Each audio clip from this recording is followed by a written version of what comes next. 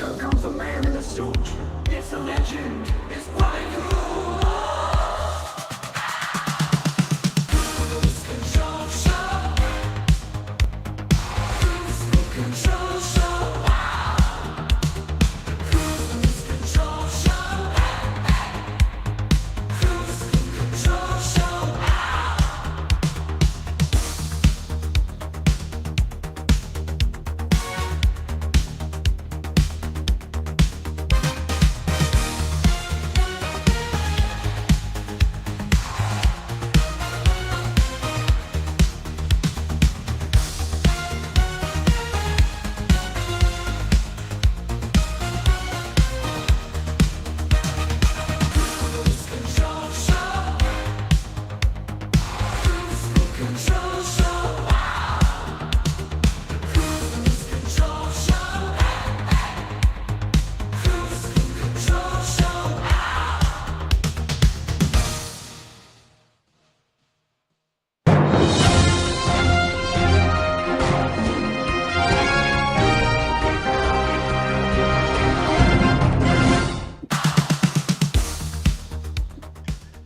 Hey everybody, welcome back to Kruse Control. It is Monday. Oh, it is Monday, September 16th, 2024. Welcome to Kruse Control, the home of entertainment news. I am your host as always, Brian Kruse. Welcome back everybody. I hope you had a great weekend. You had fun with your families, your friends, everybody out there in the whole world. Maybe me a new friend this weekend. And I hope they're your best friend for the rest of your life. And I'm so happy to have you here live on Kruse Control. It's going to be a fantastic night. And we're going to try changing things up a little bit tonight. What's up, Richard Tracy? Good to see you, man. It's been too long. We're going to try changing things up a little bit, having a good time. It is a Monday, and I'm just super stoked because so much has been going on that I saw a few movies this weekend, which was a lot of fun. One I'm not too sure about, one I'm really excited about. We'll get into that in a second, but I have Peppy back here, Mike. Of course, Peppy's here. Peppy, what's up, man? What do I want now, man? You know what I want, Peppy? I want you to be here and always be cool and happy and excited as you are. You're the pep star, man. How you doing? You doing good? You doing awesome? I know you are. I'm good. How are you? I'm great, man. It's been a great weekend. It's been a great weekend. I'm so happy to see you. Move on. Okay, I'll move it on, Peppy. I'll move it on. Peppy's gonna give me shit all night, as he always does. But it doesn't matter. It doesn't matter what day of the week it is, everybody. It could be a Monday, a Wednesday, a Friday, a Saturday, a Sunday, any day of the week. There's always one thing going down on Kruse Control. You know what that is, everybody? It is a lot of breaking news. Come on. What's up, Queen? All right, everybody, the very first thing I want to talk about tonight in breaking news is, speak no evil. So I saw this over the weekend, and I was really excited because it's McAvoy. McAvoy's the man in my book. I love everything he does. And this movie was a reimagination of the Danish psychological horror thriller from 2022. It made $20.8 million, which I was kind of shocked because when I saw it, people were walking out of the theater when I walked in. I was like 5 minutes late and people were leaving already. What's up, Conan? Good to see you. And I was like, how are you leaving over this? Is horrible movie. And I love McAvoy. I will say he did a great job in the movie overall, but it was like there were no you were expecting something to happen and nothing happens. You're expecting something to happen and nothing happens. And you're expecting something to happen, and then finally there's that moment, like expecting like a split moment with them, and just wasn't what I wanted. I'm really bummed. It still had like a 83% for audience, 85% for the 85 for audience, 83 for critics. But I'm just like, guys, what are you doing? You know, I would have walked out, just like Joaquin Phoenix walked out of Split, which I heard this and I was like, shit. 2 weeks before production started, he walked out of Split and it was just like gone. And they hired McAvoy to take over for him 2 weeks ago, and he made all those roles happen, everybody. He said the scariest thing was going to that table read, and all of a sudden he's like, I have to have all these personalities and portray against all the studio heads, just do it great. M. Night's there, we're all ready to rock and roll, and he did phenomenal. But you know, Joaquin has been talked about in the press recently, how he walked away from that production just not too long ago, like a couple weeks ago. It was like days before. It's a problem. You can't do that. You just can't do that. It hurts production, it hurts the crew members that expect to have 4 months of work, 3 to 4 months of work, and of course all the vendors and everything else. It sucks. And actors get scared sometimes. They have issues. It just depends. Like someone like this, he's gone through a lot in his life. I love Joaquin Phoenix, but come on, man, don't do it. It's an ugly situation. But speaking of ugly, the Uglies came out, and I don't know if you saw this over on Netflix. It was a quick little review. Just check it out. I mean, I mean, maybe not check it out. If you want to see it. But I wasn't really excited about it. The Uglies came out though, Richard Tracy, and this is on Netflix. It popped up in my stream, and Author Scott Westfield wanted to do this. I know probably very excited it happened. McG directed it. It's an answer to like becoming the prettiest version of yourself. It's like Hunger Games meets, I guess, Divergent in a lot of ways. And when you turn 16 years old, you go through a procedure that makes you pretty as you could ever be. You get to go in the city and have the best life ever and be amongst all the gloriously handsome and attractive and sexy human beings. But you don't know how to fend for yourself. Your brain's all messed up and you actually aren't yourself anymore. Of course, there's a whole bunch of people trying to stop this and people that just want to be pretty. The prettiest people in the world. It's good for if you're vacuuming at home and you're doing the dishes maybe, put something on in the background. For me, that's what that is. I was more excited about Transformers 1 that came out. This is coming out this weekend actually. And there was an early screening. I saw it on Saturday. Josh Cooley, who actually directed Toy Story 4, did this. He won an Oscar for that. I'd say this. I was really, like you all were, you were all kind of upset about me, as I said about this whole thing about how maybe we should have had Peter Cullen back, we should have had Frank Walker back, but we didn't. You know, we have Chris Hemsworth in here as, Optimus Prime, but Orion Pax, because it's a pretty cool series, takes place on Cybertron. And Brian Tyree Henry came in as Megatron. I think the voice acting cast was great. I would say it's awesome. Do I miss the original cast? Fuck yeah, I do. They're alive, they're here, they should be doing this, and they're not. But I only had a big problem with it towards the end of the movie. And I think it's a great story. I think everybody got Keegan-Michael Key, fucking great. Check it out. He was funny as hell as Bumblebee. Even Scarlett Johansson in there as Lita. She was awesome. I liked her. It worked. The team dynamic was great. But I would say that I did miss original voices towards the end where they start. And it's a slight spoiler, a little bit, but not really, trying to impersonate the originals. And overall, I'm like, come on, guys. Nobody is Peter Cullen, but I still think it's probably one of the best Transformers movies. I'll say it, 91% on Rotten Tomatoes. Pretty awesome. And it got to my heartstrings. Just like, of course, Obi-Wan did when Hugh McGregor came back to be Obi-Wan Kenobi. And he wants to do more. He wants to do more. He said he thinks there's more stories to be told between his story after we ended there. But again, Disney has kind of left this in the back burner, everybody. And I really don't expect this to happen. I love to see it. I love Anakin with the half Vader, half Anakin thing. Their dynamic moving forward. I think it's fun to tell those stories, but I don't think it's going to happen. I think it'll take a long time. Just it'll take that Goonies 2 a long time to happen. And we talked about this last week. Goonies 2, it's going to happen. It's going to happen. Corey Feldman's talking about it. He wants to do it, but he also said they're not going to do it. They're not going to do it. That's what he said. He had a little post on Instagram saying there's no validity to all of these rumors that Goonies 2 is coming.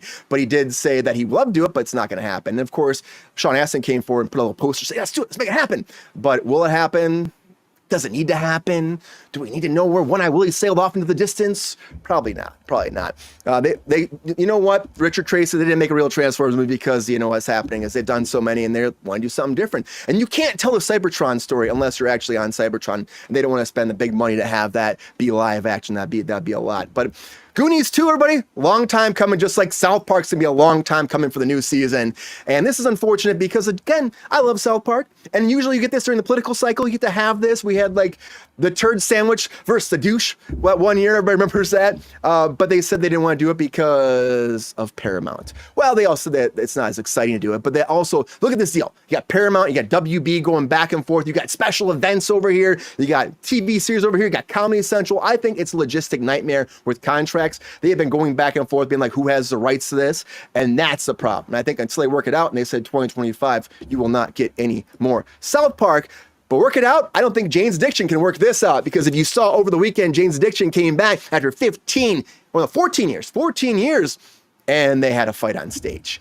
And if you have tickets to this event, any of these concerts that are going across this whole tour, get ready for a refund, because they will give it back. The refunds will come, because Dave Navarro was like, man, Perry Farrell, he's got some mental health issues he has to work out.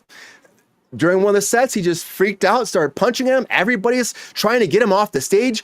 There's 2 backstage guards came out. They're trying to rip him off the stage. He's screaming, he's yelling. I'm going to show you here very fast. Like it's very quickly, but here's what actually happened. Like he's just performing. And he's like, this man is having mental health issues. We're so excited to come back. And unfortunately for the fans, it's not going to happen.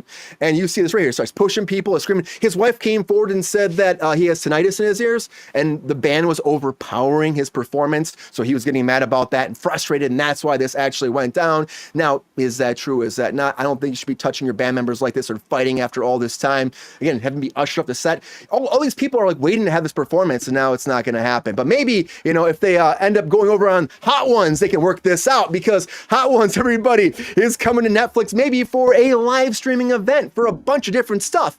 They should think of their fans first. They should, Queen. They should. And I'd love to see Hot Ones do a live thing on Netflix. I think it's fantastic. It's always fun. And, you know, we do hot takes. They do Hot Ones. You know, it's our own little thing. It's great. But Netflix also did really well at the Emmys last night with Baby Reindeer. Baby Reindeer, Best Limited Series, Best Actor Limited Series, with Richard Gadd just cleaning house here. He's probably super stoked after all the drama they've had for this production, too. It's crazy.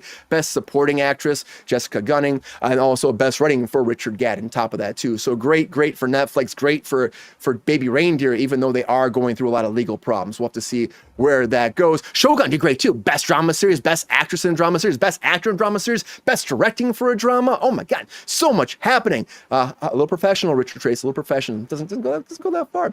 Also, Best Supporting Actress in a Drama. Elizabeth Debicki got that for The Crown. Best Supporting Actor in a Drama. Billy Cutter, he's always getting this shit for morning show. Look at The Bear. The Bear got Best Actor in a Comedy Series, of course. Jeremy Allen White. I don't know if this is a comedy, still I don't understand, but it is. Best Supporting Actor in a Comedy Series. Best Supporting Actress. Hacks got a lot of show of love, which I was excited about. Best Comedy Series. Best Actress in a Comedy Series. Gene Smart. And Best Writing across the board. And John Oliver, of course, Best Variety Series. He always wins this shit. And one of my favorite parts was him talking about his dog. And they were playing him off the stage. It was like, this is for all the boys and girls. You're a good boy. You're a good girl. And give him a treat. Very exciting. But a lot of breaking news, everybody. A lot of breaking news. And I'm so happy to have you here. And of course, I am not alone because it is Monday. And I'm so excited because we've got a great panel tonight.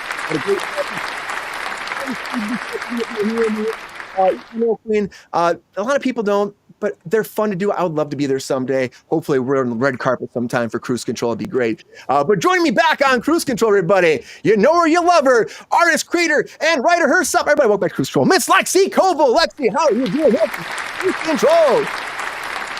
I'm here. It's me. I'm back. I know you're excited. Super How's excited, everyone Lexi. doing? How are you doing? How was your weekend? Oh, it was interesting. We even had that, huh? Woo! He's here. Well, Pepe's happy you're here. I think you must have had a great weekend if you're saying interesting. So I'm gonna leave it at that. Oh, are you now? Unless you got some hot topics to talk about from the weekend, but maybe a hot recap. 10 seconds. Oh. What do you think? You know I had a hot weekend. Oh, everybody, you can think about that, digest that and get back to us later in the chat. How you think Lexi had a great weekend? Well, thank you. Anybody knows what a unicorn is, they know I had a good time. Oh, shit. Lexi. Unicorn away all day, Lexi. Good to see you. Good to see you. We're not alone, too. Welcome back, everybody. Jonathan's back with us. Of course, we was here last week. Creator, writer, actor himself, host of the most. Everybody, welcome back to Kruse Control, everybody. Mr. Jonathan McFadden. Jonathan, how are you doing? Welcome back to Kruse Control, Jonathan. How you been, man?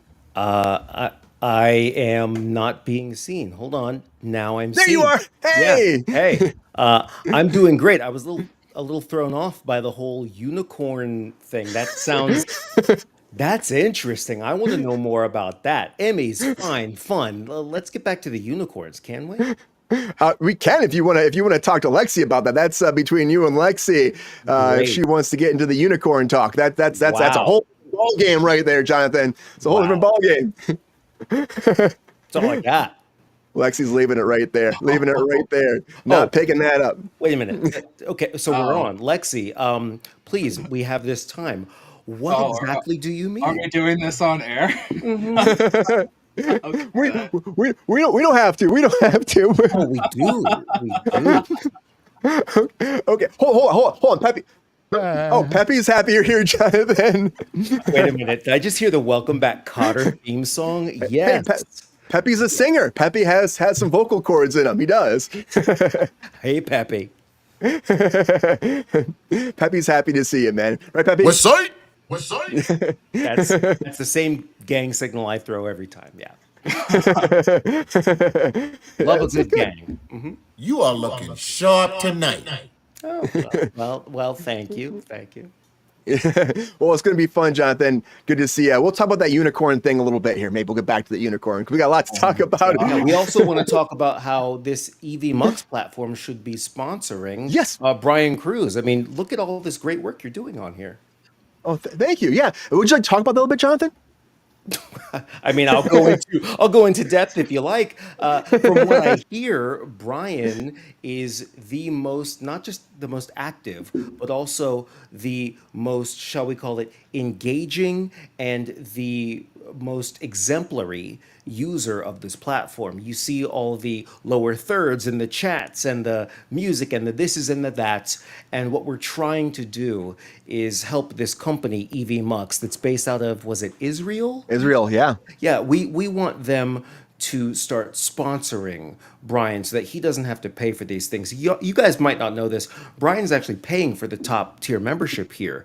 And I think the company should be paying for that. But if they won't or can't, and we stay on this platform, I think it's up to the viewers to contribute as much as they can so that Brian can do this full time and have more time to create the show that we love and have some free time. So if you haven't already done so, click on the subscribe, contribute, whatever, get his address and mail him a check, but support the show somehow, however you can. Yeah. Even if that's sending an email to EV Mux corporate people and saying, hey, why is this guy paying when he's your best customer? And you yourself, corporate people, have said that he's the best quintessential example of a user. So $1.99, you can join the membership. $1.99, get all the fun buttons and all of that. Yeah, get all the fun buttons a month, and you can have a good time in the chat. So thank you, Jonathan. Appreciate you being here. Yes, appreciate you being here.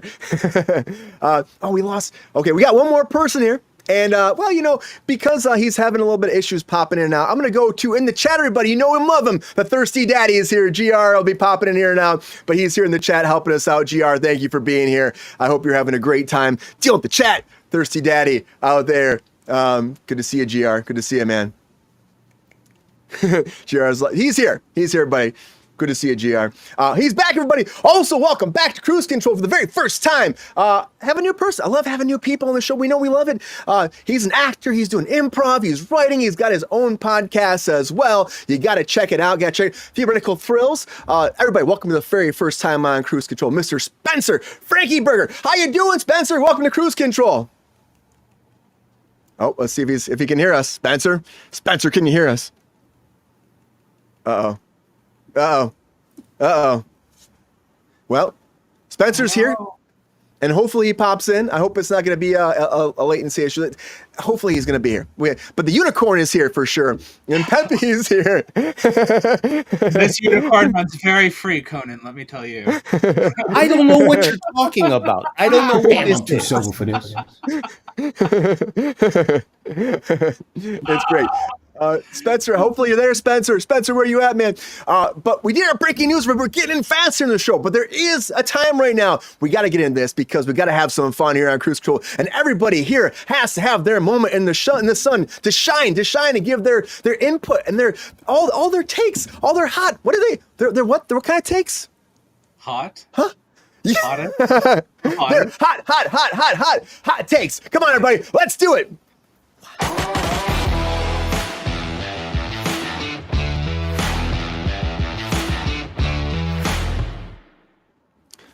All right, now it's time for those hot takes. This is that time to put 1 minute on the clock, and all my guests get 1 minute to break down all their hot takes for all the latest breaking news. Now, it's 10 topics. They can make it happen. Have a good time. Shine, and it comes down to you, the viewers, decide who wins hot takes.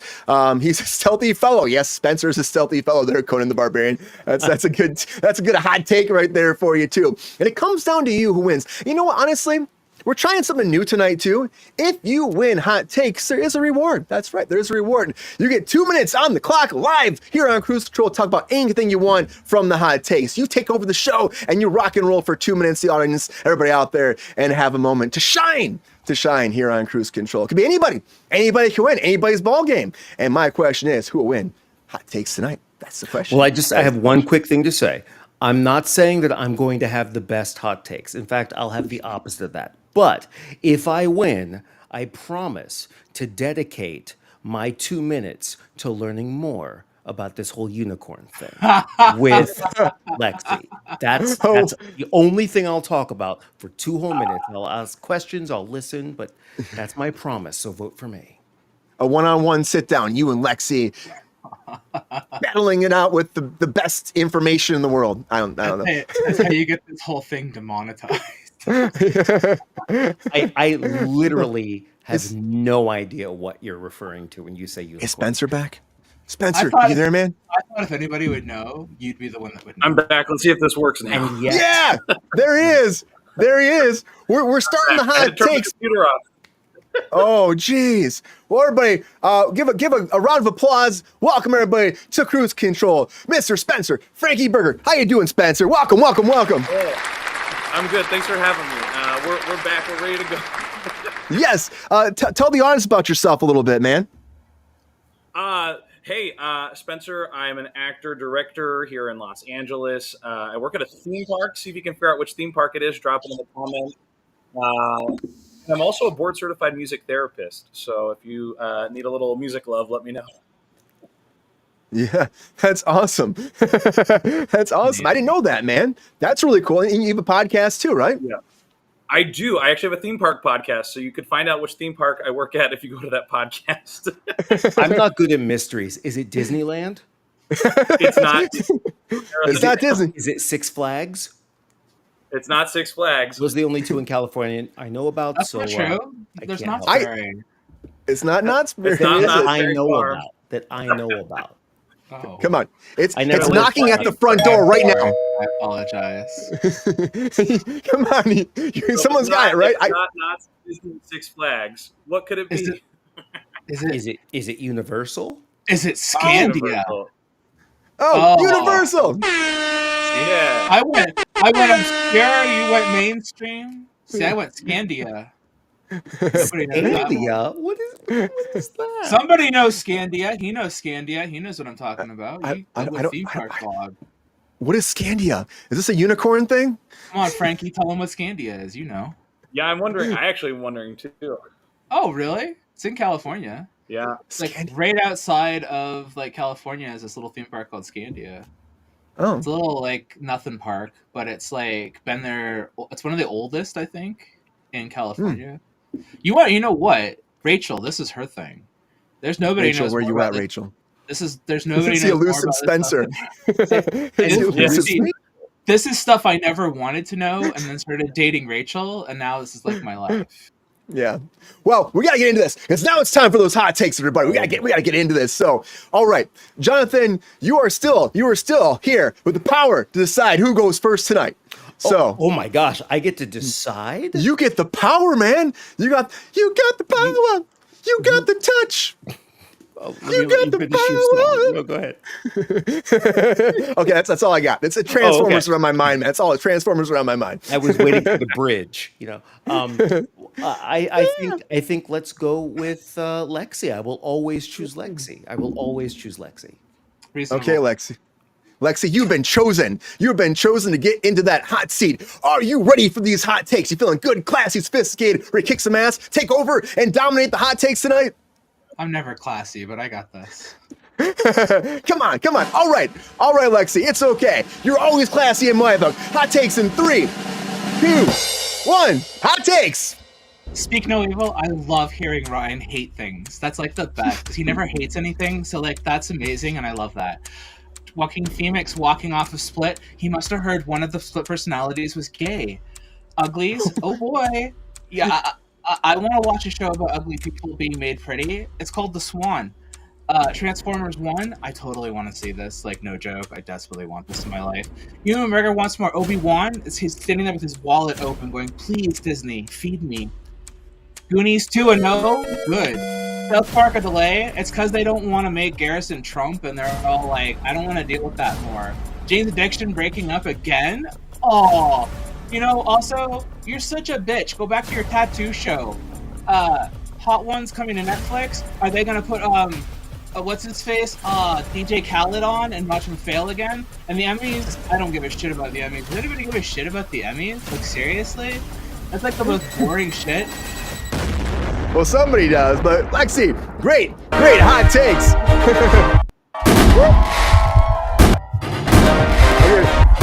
I'm giving one of these because I'm laughing right here.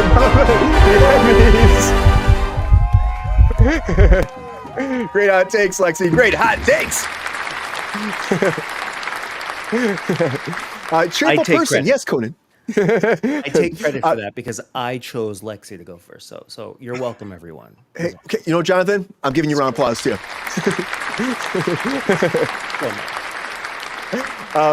I would say this. So there was a comment about the whole Walking Phoenix thing. That's because that was a role that he was supposed to play that he pushed for the studios to do, where he was going to be playing he pushed for it, a gay character, and then he walked away like 4 days before production started. So, I mean, I get it. People, and he has these issues about, can he be good enough in this role? Can he actually put out what he wants to? And that's what's happened multiple times. Napoleon almost walked away from.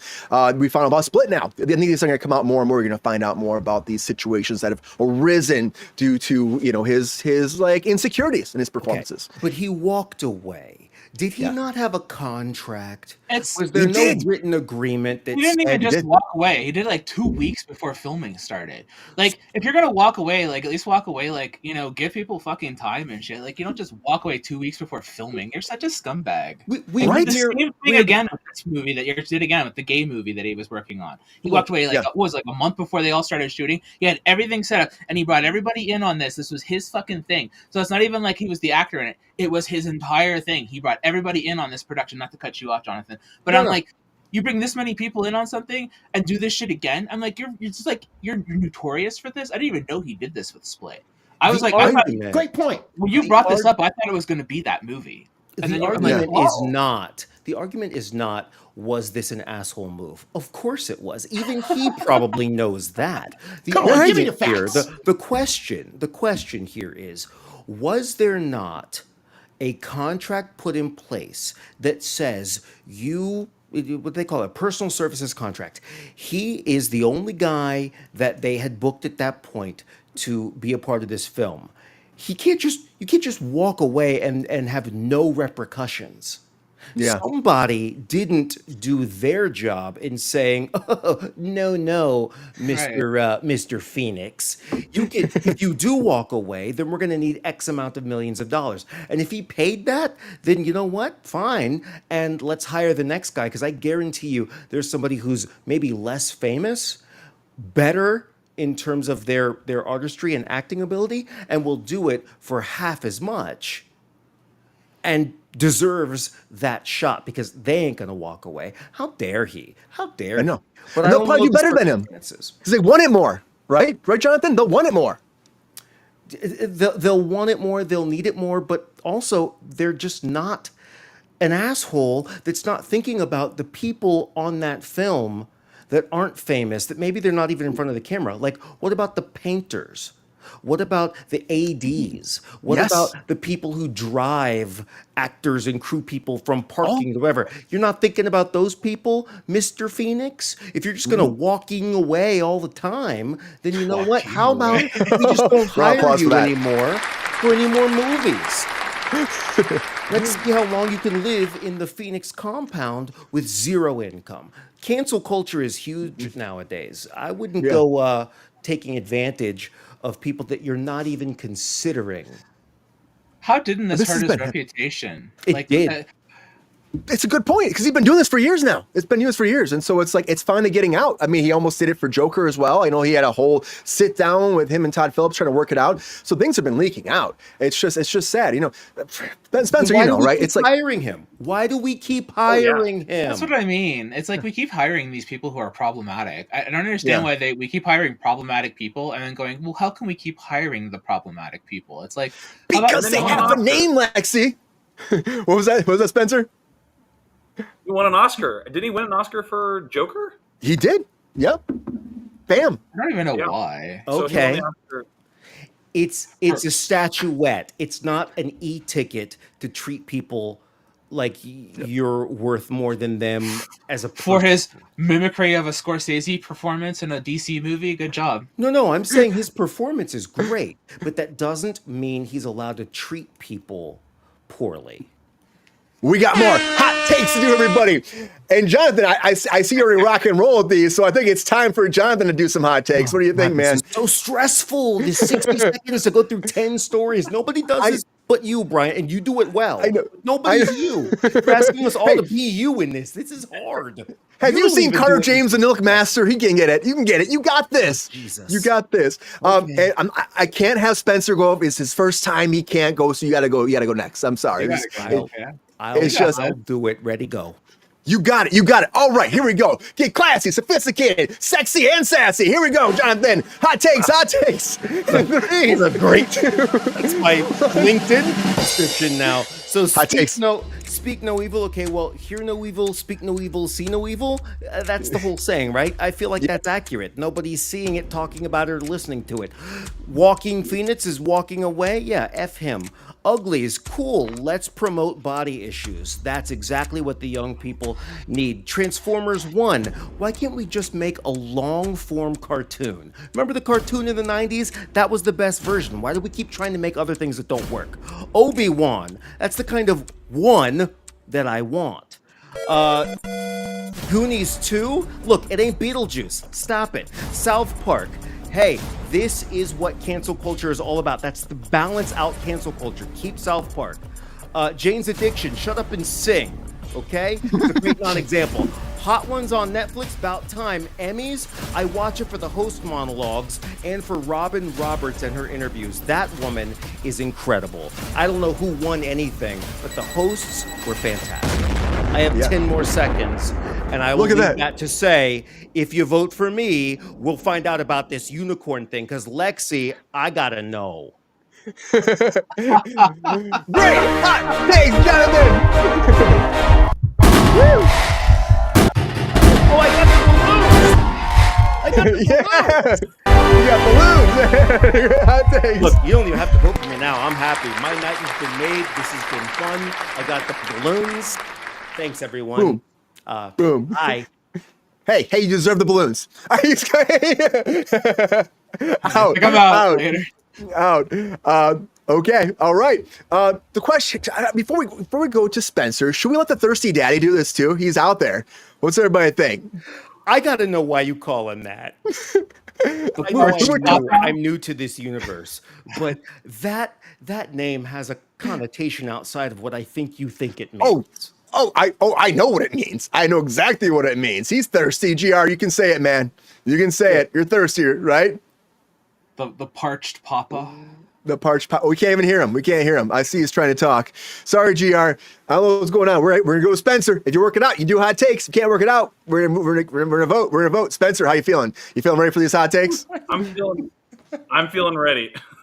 I know it's a lot the very first time, so I appreciate you bearing with us here, but it's gonna be great. I know you got this. I believe in you. I believe in you so much. Here we go, man. Take a breath. We'll take it down a notch for you. Just take it down a little notch. All right. Get cool, classy, and over the top, and also very excited. Hot takes time, everybody. In 3, 2, 1. Boom. Hot takes. Okay. I saw Speak No Evil. I have my thoughts on that. Phoenix walked out of Split. It's an 8-year-old movie. I didn't even realize that was news. McG just directed Uglies, and I like Charlie's Angels, so there's that. Transformers 1, maybe they're transforming it into a good franchise. I don't know. We'll see. Ewan McGregor brings a new hope to a possible season 2 of the Star Wars series that I haven't seen also. Goonies 2 is hopefully not coming out because I saw the first one on the big screen, and I think they should just re-release the first one every year because it's great. South Park delayed. I really want to know if it's going to last longer than The Simpsons. That's what I'm really wondering. Jane's Addiction breaks up. I didn't even know they were still around, so that's exciting. And for the Jane's Addiction fans, Jane says stop. Let's bring it into the lies. Also, Hot Ones coming to Netflix. People are talking about that over the last couple weeks, and I'm excited, but wings are fine, I guess. And then I just found out the Bear won some Emmys. That show traumatizes me. I also don't know why it's a comedy because it's traumatizing as someone who works in the service industry, and it still does work in hospitality. But congratulations to the winners of the Emmys, and Eugene and Dan are great. So I don't know how much time I have left, but that is it. And also that was it. You got it, man. You got it. That was it. Great hot takes. You get the balloons too. Yeah. Wait, we're gonna give you. I remember. We're gonna give you more time to. Did you get balloons, Lex? You should have got balloons. I have no idea. Well, I don't know. That's as stressful as it looks. That's as stressful as it looks. GR, is it that stressful? Oh, you know it is. He's back, everybody. You know what? I'm gonna throw the thirsty daddy in for fun here. Let's throw the thirsty daddy in. GR, you want to do some hot takes? Prepared, but let's go for it. Half prepared. You're fully prepared. GR, you always are. You're a military man. You're always fully prepared.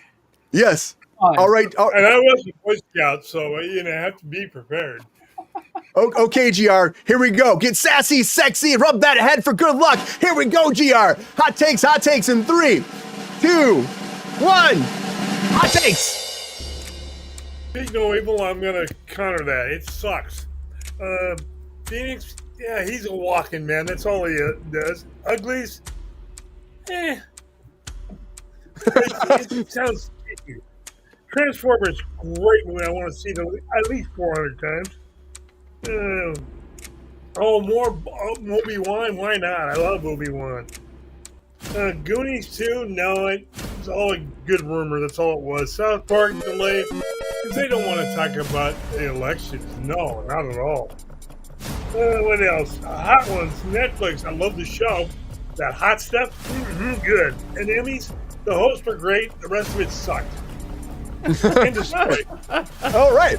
He's a man of subtle words. He's got 10 seconds, but it's okay. Great hot takes, GR. Thank you very much. Didn't want my hand grenades and Have enough issues. Well, great hot takes, GR. We appreciate those hot takes today, GR. Appreciate those hot takes. Round of applause for the thirsty daddy down there, everybody. Commenting and helping out the chat. I'm putting out the poll right now. You tell us who you think won hot takes. Unicorn, all unicorn, full 2 minutes on unicorn, full 2 minutes. Zeothermic father. The zeothermic father. Okay. So now Transformers 1 is not out there until this weekend. I know, Lexi, you're excited about it. We had a little conversation earlier about the whole voiceover thing. Will that hurt this movie, you think, when it comes down to it? 91% in Rotten Tomatoes. Do you think people will still go see this, or will people boycott it because you don't have, Peter Cullen there and the original cast of Transformers? I mean, I didn't know that Peter Cullen wasn't fucking the voice of Optimus Prime. Who does that? Is he the voice of Optimus Prime in like the movies even? Like the he does the movies. He does all the movies. Yeah, everyone. Like, I mean, this is like taking the guy who does the voice of Batman. Well, if he was still alive, and not using him. I can't remember the actor's name, and I apologize. Kevin Conroy, yeah. And it's disrespectful of me, but Conroy was the man, and it's like everybody knows that. So like, why would you not use that unless the actor specifically is like, I'm retiring from the part, somebody needs to take over it? I mean, he has specifically said, I will do Optimus Prime until I'm dead. Yeah. And you're going to take that away from the actor. I'm like, that's so disrespectful to an actor who has invested so much into it. It's that conversation that I had with you the other day. I'm like, I don't understand this disrespect that we show to voice actors in Hollywood. It's disgusting. I'm like, Peter Cullen is to voice acting what Daniel Day-Lewis is to acting. I'm like, he's one of the most incredible voice actors. He's done so many voices, so many iconic character voices since the 80s. I'm like, Billy West deserves, iconic status as one of the most iconic voice actors. Why isn't John DiMaggio getting, respect in Hollywood and being given iconic roles and acting? I'm like, there are too many people that I can list off that deserve more credit in acting, in voice acting. That should be not just television and not just bit part actors. They should be cast in Hollywood and looked at in those ways. And there are a lot of people like Jim Verney. Jim Verney almost exclusively went over to voice acting in his later career. And I mean, oh, really? He had a lot of work with. Oh yeah, like he did a lot of work with Disney and stuff. Like later on, I mean, his like health issues and stuff like that. And I mean, same with he smoked a lot too, right? He smoked a lot. Yeah, and what was that guy from Cheers? I can't think of his name, but he did a ton of voice act. The guy who was the pig in Oh, the guy You who know, played Norm. Norm, yeah. He's they almost exclusively did voice acting for like the rest of his career after Cheers, pretty much. I mean, we're talking about like people who almost exclusively start out in TV acting. A lot of them move into voice acting. The woman who did the voice of Lisa Simpson, she started out in acting, and like she's in George Wendt. Maximum Overdrive. Yeah, George Wendt. Wendt. George Wendt is amazing. I love George Wendt. This is a little old school, but do you guys remember a show called Animaniacs? Animaniacs. Oh yeah, they're still George watching Wendt that tower episode- again. The George Do you Wendt episode is remember- my favorite Yes, episode. yes, Yeah. that's it. Would I you eat quote beans with that George episode. Wendt? I quote that episode constantly. Nobody knows what I'm talking about because I'm just like, would you meet George Wendt? Do you like beans? Would you eat beans with George Wendt? Would you like a film with George Wendt starring not? him eating beans? They're like, go away. And I Right, always Queen. loved that Jerry Lewis was just a character in the show. He would just show up. I I'm just- like, this is not for kids. The show is. But Lexi, I gotta say Transformers though. Okay, get back. Yeah. But yeah, anyway, like, well, it's a discussion of voice acting. It's like there's too many. It's gonna do people great though, right? who are- that it should do Yeah. good, but I don't appreciate them doing that. I don't appreciate them taking fucking what you said for the voice of Optimus Prime and all that. Chris Hemsworth. I- Chris Hemsworth. Yeah, Do and you I- know why? It's that because they name want to do was a younger. placed? They want to do a They younger just- route. So that's what they said. Orion Pax. They're going younger, and so it's before they're becoming, Optimus. Right. Before we got Megatron, and so it's like He's a that's what they were robot. doing. That's what the Like- voices don't change for robots. It's just, but you know what, Chris They're Hemsworth that way. does a good they, job. Seriously, they do. They Freakazoid come was great. out that way. They don't. Yeah, They Freakazoid was don't freaking great. age. They don't age up. Like when you see Transformers, like the show, they just kind of come when they make them. They come out with their voices. Like they don't age into their voices and shit. They don't have like that kind of thing. Like they have a spark, and their spark can Give me the die. cube, boy. But like once a Transformer is made, it is what it is. Like you know what I mean? There is. What do you mean it is? Yeah, not again, they got the touch and the power. Look, Maybe I, their voices change along with the rest of their bodies. no. They don't grow. They're built. They do. They're robots. They are robots that are sentient. They're In sentient disguise. Robots. So why would a sentient robot have a growth pattern where its voice fucking changes? Like that's idiotic. That's a dumb discussion. There isn't It's a true. growth pattern here. I can't win Nope. that. I can't. I mean, I win also- that. 1,000-year Yeah. war. I think for it's fuck's interesting also sakes. that it's rated PG. What was I that, mean- Spencer? Get in there, man. Get in there, Spencer. I just thought it was interesting that this movie's rated PG and not PG-13 because the rest of them are PG, and even though it's animated, they can still amp up the violence a little bit. But I think that's also goes into the voice cast because they're trying to get voice casts that preteens will know because if they don't know who Peter Cullen is, they're gonna be like, I don't know, the audience we should be marketing this movie to. Yeah, but this is a story that everybody who's been watching Transformers for their entire life wants. So it's not for the younger Right. generation. Like, who the hell from the younger generation is going, you know what I really want? I want to see how Optimus Prime was friends with Megatron and then they fucking started their fight. Because that's literally like the conversation that we've been having since the inception of Transformers, since Beast Wars, since It was everything. awesome. That's And I'm the like- same story as This- Wicked, the Broadway musical. It's the same This story. conversation, Alpha yeah, and Glenda it were is. friends. Let's Yeah. find out about that. But, What do you like, think, Jonathan? Do you nobody think has- this works? Let me I tell know. you. Sorry, Lexi. Go, Jonathan, fast. Do you think this works? I'm real quick, and then we're going back to Lexi. No, no, I you're good. think the best thing about Transformers, specifically Beast Wars, but the best thing about it was in the early 90s when that show came on.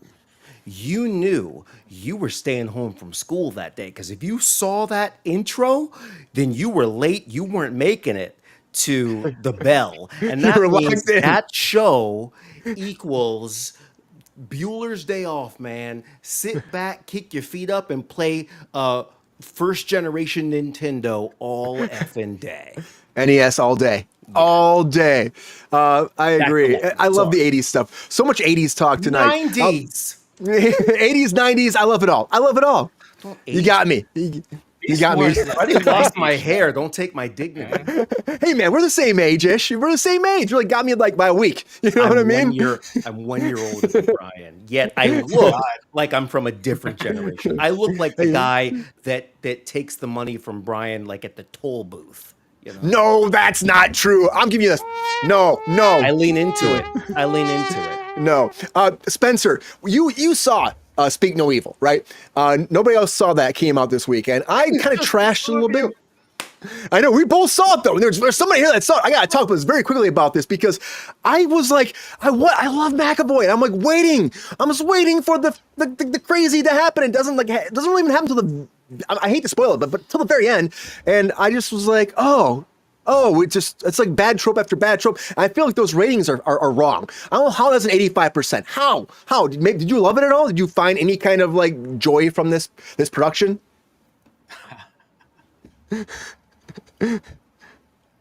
Did you find joy? That's what I'm saying.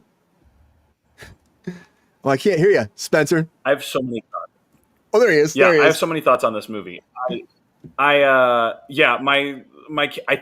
feel like my camera was dying and then I just let it ride. And so, but I saw this movie on Thursday night and I had half the audience was laughing halfway through this movie because it's just pretty ridiculous. And I was really wanting to like this, but I also have seen the trailer so many times that I think I'm just kind of over it.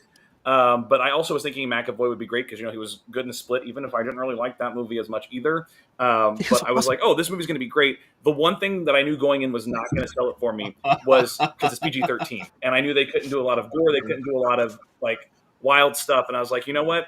Let's see where this goes. I, at one point, went in an hour into this movie and I was like, okay, is anything going to happen? Because we're halfway through this movie and nothing has happened yet. And Right? I started to pick up on things. And then by the end, what? By the end, everything just was kind of like ridiculous. And I think they just kind of crammed everything into the last half hour. But it makes me think of the fact that, this is the trope with horror movies. When you have PG-13 movies and they should be rated R. And Yes, 100%. And they don't do the way it. you want it to. I actually think they should have pumped this as a comedy horror because this was funny. No, they don't. And it's also in the trailer, this moment where he's like feeding her the food, the meat, and she's like, I'm a vegetarian. And I think it's a completely irrelevant moment to this entire movie. But then I'm also like, well, maybe it's him trying to overpower this couple. But I was like, I just think this movie could have been an hour and 20 minutes. It did not need to be almost 2 hours long. It was just Every movie's 2 hours. I have to long. give a shout out to the chat. The chat I do is too. He's killing like it tonight. Tim, you're on it. And I man. agree with the chat about the husband. Completely Tim with the husband. and I saw it together, and we were like, "What is happening?" Was it Richard Tracy that great. said this movie doesn't sound so good? Yeah. But it's not. Spencer knows. It's just like I just feel like there's every trope, but it's like I it's just like the husband's a cuck. That's great. I mean, there's this part where he's about to climb a ladder, and they're like, "Oh, he's gonna," and then McAvoy's holding the ladder, like, "Oh, he's gonna throw him off the ladder, or he's gonna hurt him, or something like that," and then nothing happens, and I'm like, "Why do we keep doing this like tease stuff and then nothing happens? Like, let's move faster, guys." I think they did it like twice, and then they were like, "That one's your fault. You just didn't hold your balance." Right? I think Right? we're the Which is only true. two people that have seen this movie, so none of us get the references. I've never Yeah. even heard of this film. I've never seen a trailer for it. I've never seen anything for it. And then you guys are talking about it, and I was like, "Wow, You're he lucky. really didn't like this movie." And I'm just like, "Okay." We all want to geek out with you. We can't Yeah. do it on Let's this see how much they topic. made at the box office. Peppy, did you want to see this movie? What do you think Can about we it? not do this? Can we I will say not this, though. do this? Do this. Peppy doesn't like it either. Yeah, I hated it. It's okay though. Well, we do have a winner though, everybody, for hot takes. We do have a winner. So end the poll right now. We're gonna find out who is our hot take master for this Monday edition of Kruse Control. Ooh, I know. I'm excited. So here we go. Let's find out our winner tonight for Monday, September 16th, 2024 is Miss Lexi Koval. Lexi, congratulations!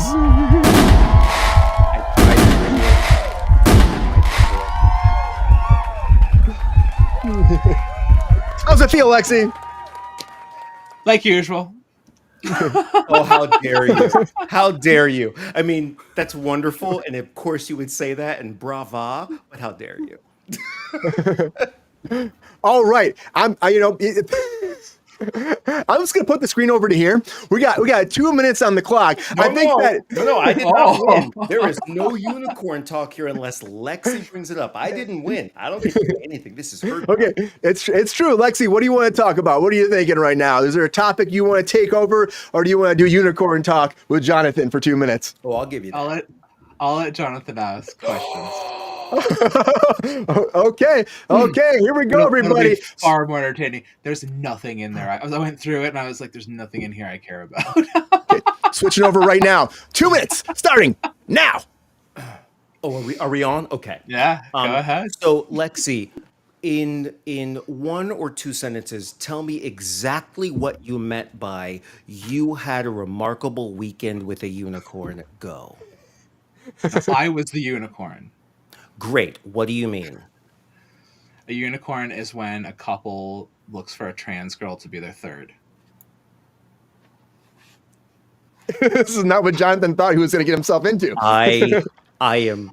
No. I'm here, and f the clock. Let's get into it. This is what people care about. So how did you find this couple? Grinder. So these were two men, No, it was an Asian girl and a black dude. and which one of them owned the account? 1 minute The left. dude.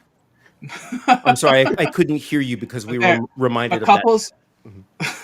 The couples always come on and look for unicorns on Grinder, but Okay. I also get everything on there. So that. Great. So this is online. and actually, you'd be surprised that I get a lot of straight guys on Grinder looking for me.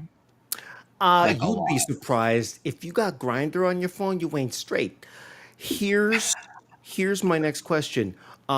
Give me a rundown of the evening's activities. You can be as Can- rated as you like. Can I just say Mhm. I am 30 a seconds. woman, and if you are straight, you are technically fucking a woman if you're fucking me.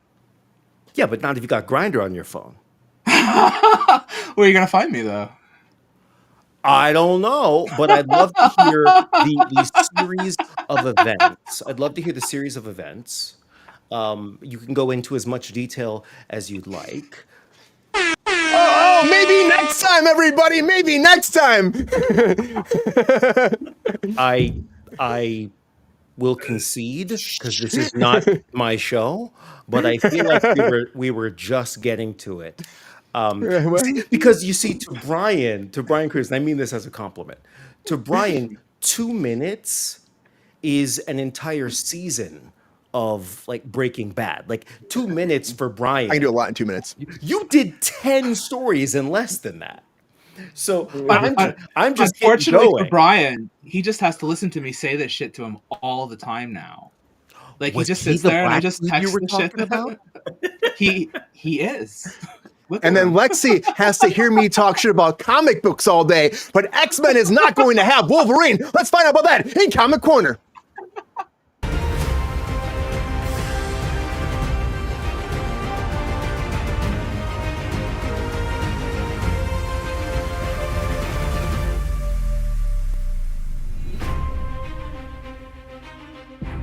All right, everybody, let's talk about the X-Men a little bit right now. Let's talk about the X-Men because the X-Men are coming out. We've been talking about this for a long time on Kruse Control. They're rebooting, redoing, remaking the X-Men for the MCU.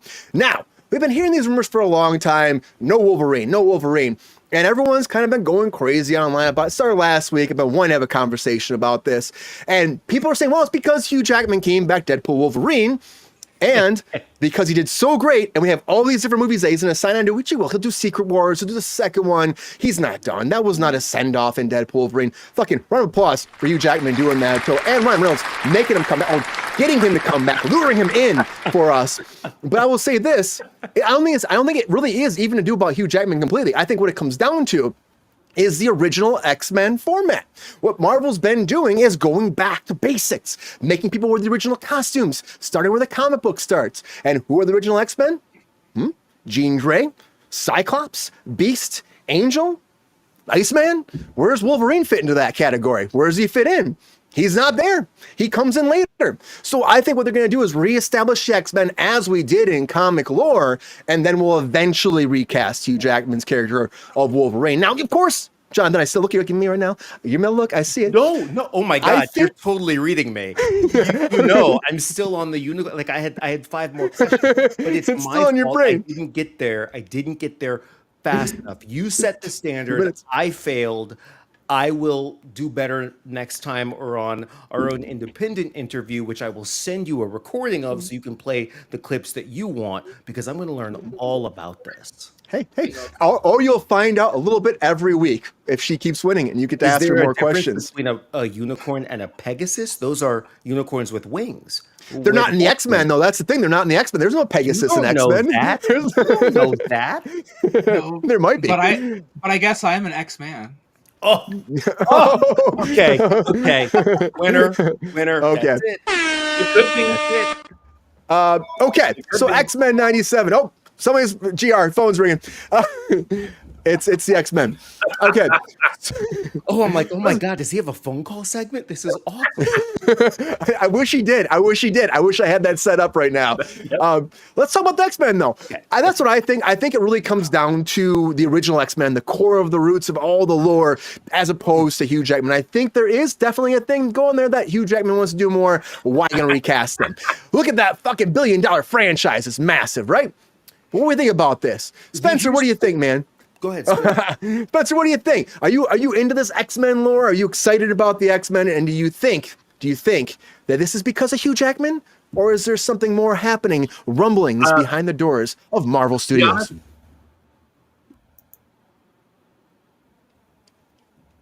Spencer, can we? Queen is killing me. I can't do it. Spencer? Yeah, so I'll be honest, I haven't seen half There of we the go. X-Men movies. Yeah, So get I in don't there, even man. really know. What's up? Yeah. No, see, here's the thing.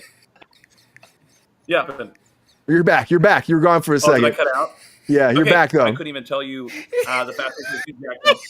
I'm back. Oh yeah, okay, got it. I saw Logan. I didn't even love Logan, and so that's where I'm at with that. But I think as far as like X-Men in the MCU, I think Deadpool and Wolverine is a great of the crossover between the two.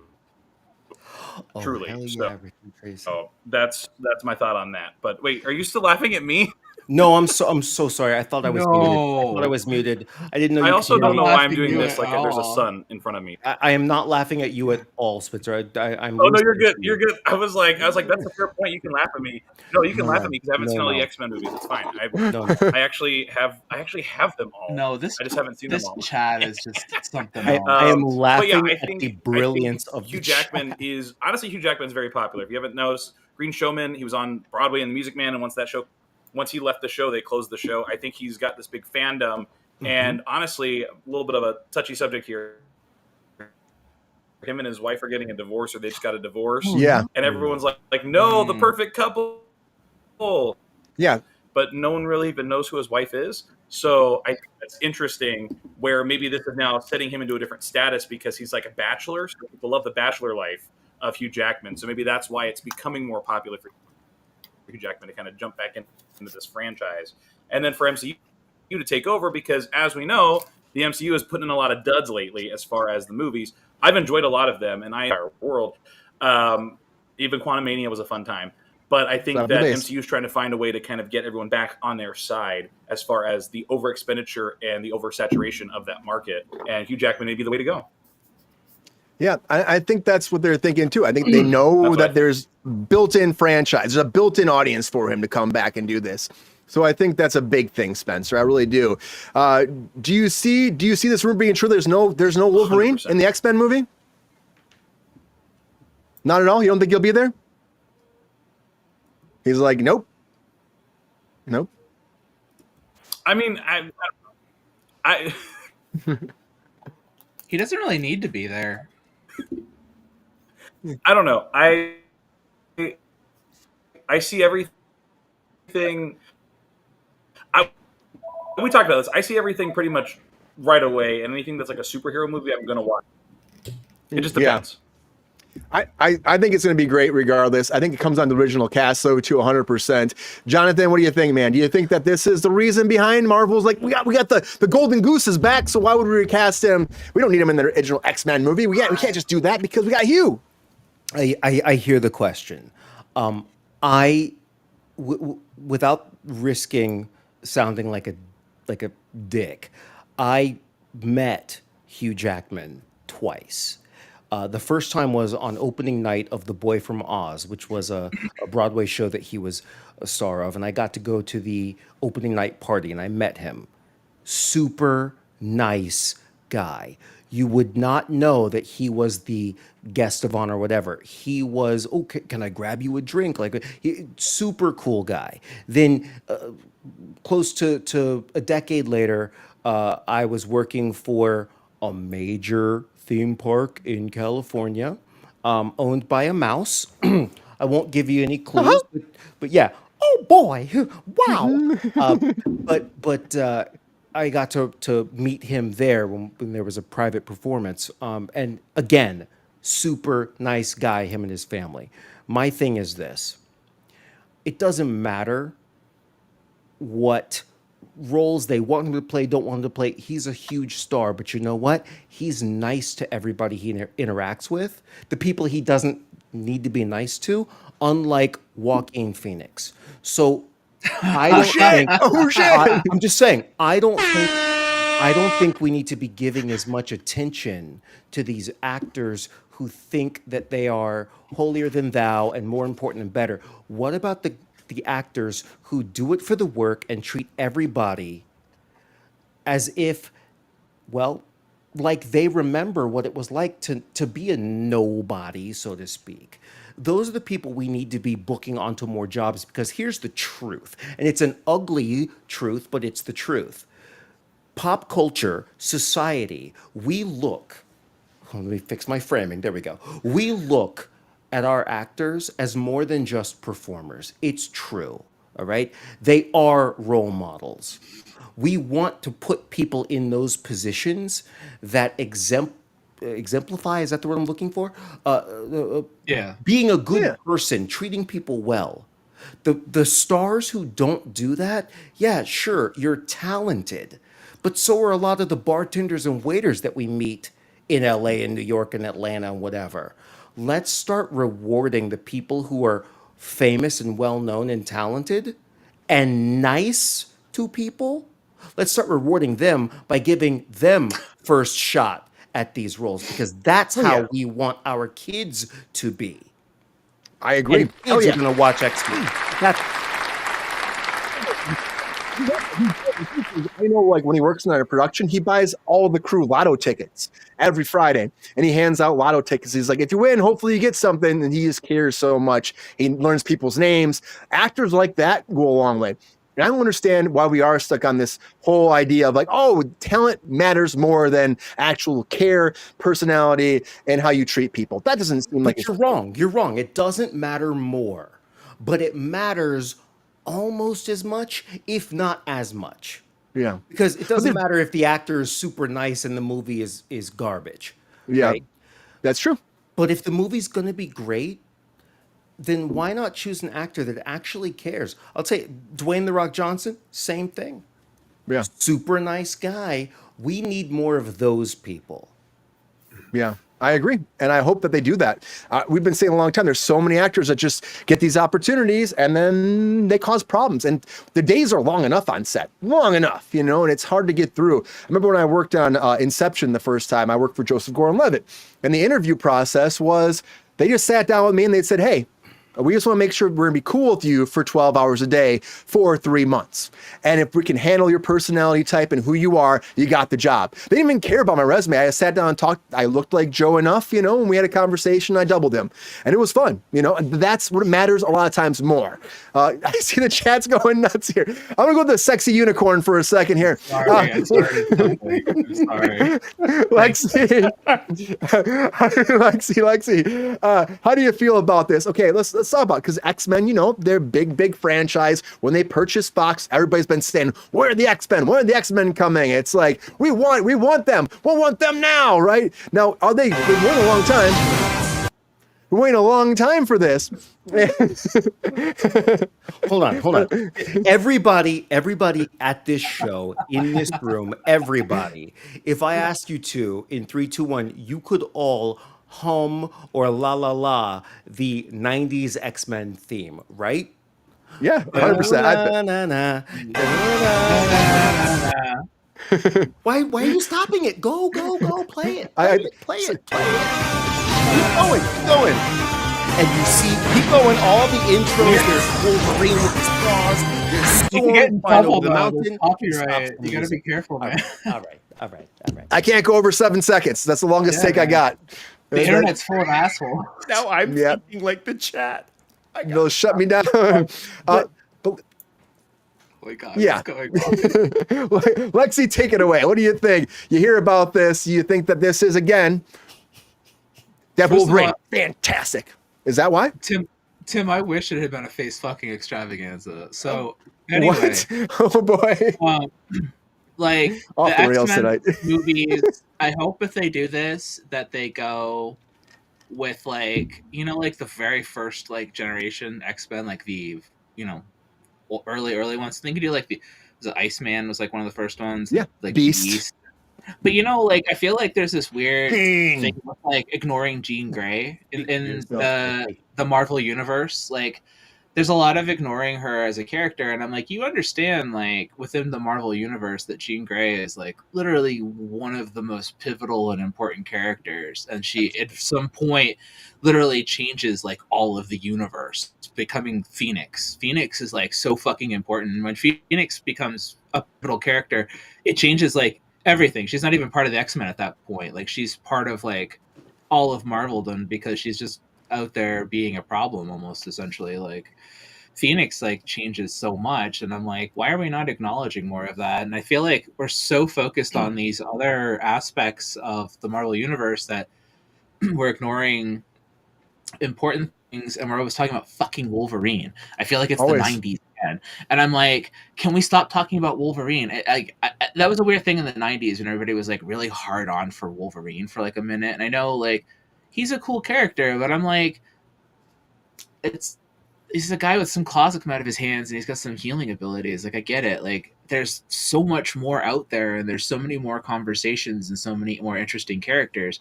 And I don't know. I agree with you, Lexi, but there's something big about Wolverine that they didn't tell us until now. Well, they didn't don't even tell do us. any of the interesting stuff. They never do any of the interesting Wolverine They didn't stories. tell us, and ever. they didn't even depict. If you're gonna do and Wolverine, describe.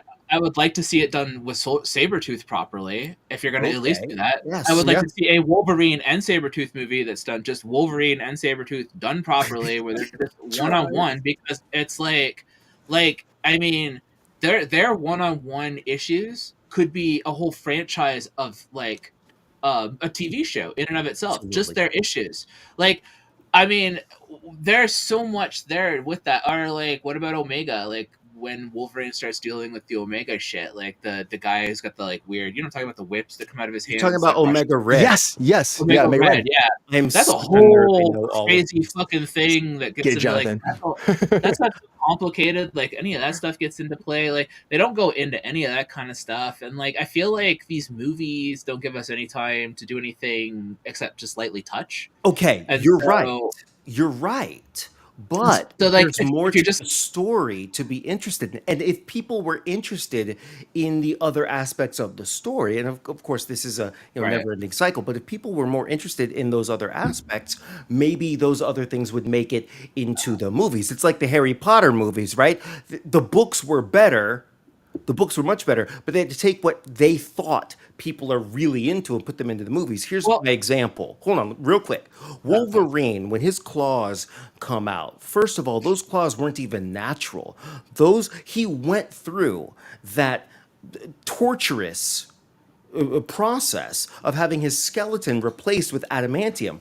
It would have killed Right. anyone else, but not him. So that was pain and trauma, right? He also has lost everyone he's ever loved, including Jean. But Jean is the person that he loves and is losing, or has proof of losing her every single day, versus all of the years and years and decades and centuries that he's been alive. On top of that, the claws that come out of him, it hurts. It's excruciating every time they come out. His hand breaks. His skin is literally sliced open by those claws every time. So that is, I think, the definition of, call it the hero's journey, a hero. Every time he, what do you call those? Releases those claws. Flexes out. Yeah, flexes out. It causes him But like, as much I could do pain as the this. people he's stabbing. Not That to cut you off, huge but I could do sacrifice. this. Oh, you're same not. I'll thing. keep talking until I'm done, but go ahead. But I can do Cyclops, just Cyclops alone, which people think Cyclops is a lesser character. But Cyclops' individualized story is very Lesser interesting. character. No, seriously. Like, I know a lot of people who are like, "Oh, Cyclops is lame. He just shoots lasers out of his eyes." Oh. I And love I'm like- Cyclops. Those and I'm aren't like, lasers. Cyclops is one of my favorite characters. It's But like, you know he's a those aren't leader. lasers, right, Lexi? Those aren't lasers. Do you know We'll you that? know address what that in I'm a second, saying? Tim.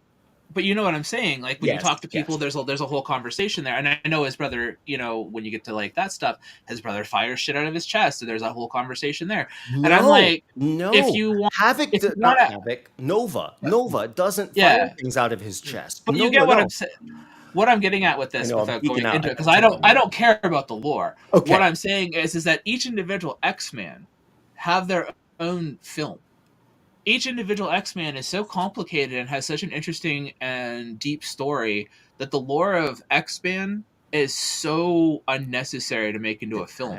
X-Men is a television series that involves at least 8 seasons, if not more. X-Men is episodical. It's not something that you try to convert into movie series. You pick a character from X-Men and you either do that, or you do the very first 5 and you do that singleized standalone movie. I feel like with Fantastic Four is one of those groups where each one of them needs each other to function. You know what I mean? And so it's one of those things where Fantastic Four is a group story that works as a group. But like, I feel like when you get to X-Men has so many revolving characters because they're a school. They're a school of people who he's training you to get your shit in order and go out. And with that, that's a TV show. That's not a movie. That's a rotating cast of people who are trying to get their shit together. X-Men is an allegory for racism. X-Men is a discussion. It's utilizing mutant powers to have all of these conversations about what we're doing in our society and how we treat people, and it's using these whatevers. So Lexi, I believe it's a you whole- dropped this, and it's yeah, believe it's a whole you thing. dropped this. But Brian, that's I'm what the jumping X-Men in. are. I'm jumping it's a in. whole- And I'm doing it. Cut me off Okay, when you need to. We're gonna move Lexi, on soon. I So agree with you 100%. Spencer, what do you got? About hold on, I'm going. Lexi, get in I there, agree get in with you 100% that Fantastic Four is more about the group, and X-Men is more about individuals that come together through trauma and band together as a family. I am 100% behind you, and I love the way you described it. What I will tell you, and this is not an argument, it's just supporting your. We can't hear you, Spencer. thoughts. Oh, that's because I'm talking, but is Spencer, is it Spencer's turn? Okay. What I was going to say, Lexi, is X-Men makes a great series because it made a great comic. And a Right. great series doesn't necessarily mean it's going to make a great movie. I think it Right. did make a great movie for what a movie is designed to do, which is draw as many people as quickly as possible to the theaters, and then get the Netflix and the whatever after the release. But I think it also inspired people to go back and watch the old shows, watch the old, read the old comics, and maybe even inspire a new show like X-Men 97. I think that when you look at these stories, now this is my last example. You know what? Forget the you're good. example. I'm done. But that's my thought. I know, I personally, I think. hold on a second, X-Men Lexi. I movies- know want to get in there. But let's do it, Spencer. I know you've been trying to get his name there. No, go ahead. Oh, we can't hear you, Spencer. We can hear you. We can't hear you. No. We can't hear you. I don't know if Aw. he's. I was just gonna say, I think that the live action films that they did are terrible. Like, I've never liked any of them. I thought that the second one was done, which wasn't that the Bryan Singer one? The second one? Bryan Singer did the first two. X2. X2 was the best out of all of them, I feel, but they're not good movies. As None of them are much good. as I love Halle Berry, she should not have been Storm. Oh, she's great. I think we talked about this before. I love her last as Storm, week, though. right? Still, Right. But it I'll should have take been that RuPaul. controversy. It should have been RuPaul. Say that it could have been Grace and RuPaul. When you look at Storm from the '90s cartoon, it was RuPaul. And my favorite thing about Storm, and the reason she's my favorite X-Men, and we talked about this, I'm sure, right? She Yeah, we couldn't did. sneak up on anybody. Didn't we talk about that? We didn't talk about this. Yeah, but I'm yeah. excited. I know you're excited about RuPaul. I'm excited too about X-Men. I'm I think this is gonna be good. RuPaul. I'm just saying he would have made a better Storm because he is loud and he is present and doesn't make any apologies for that. I mean, Storm is the only X-Men that had her own music when she used her powers, if you think back to that. Well, I love it. But I'm excited to see who they cast next, though, Jonathan, because Go ahead. there's a lot. We got a lot more to talk about, and I gotta say I'm excited to see where they go with this. They are changing it all. They are not going to have Wolverine. Maybe we'll have to wait and find out. But I'm excited to see it because there's a lot of conversations about this. Everyone's super spoilers and rumors and all that on the internet, hoping to see what we actually have and who will be our X cast eventually. We're going to find out hopefully soon. Spencer, I don't know if we can hear you yet. I know you're trying to say something, but yeah, we can't hear you. It might be like a refresh thing, man. I don't know what's happening. There's something weird happening. It's a rough day.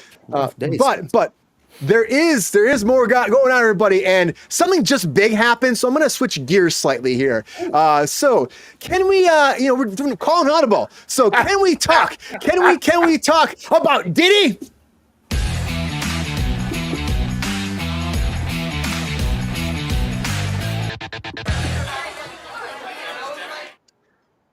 So I don't really have the graphics is pizzazz and all this for this, but Diddy was just arrested, everybody. This just came out. The FBI arrested him in Manhattan. According to sources, the Bureau has not confirmed this or come forward to say this has actually gone on, but there's rumors going right now that he has been arrested.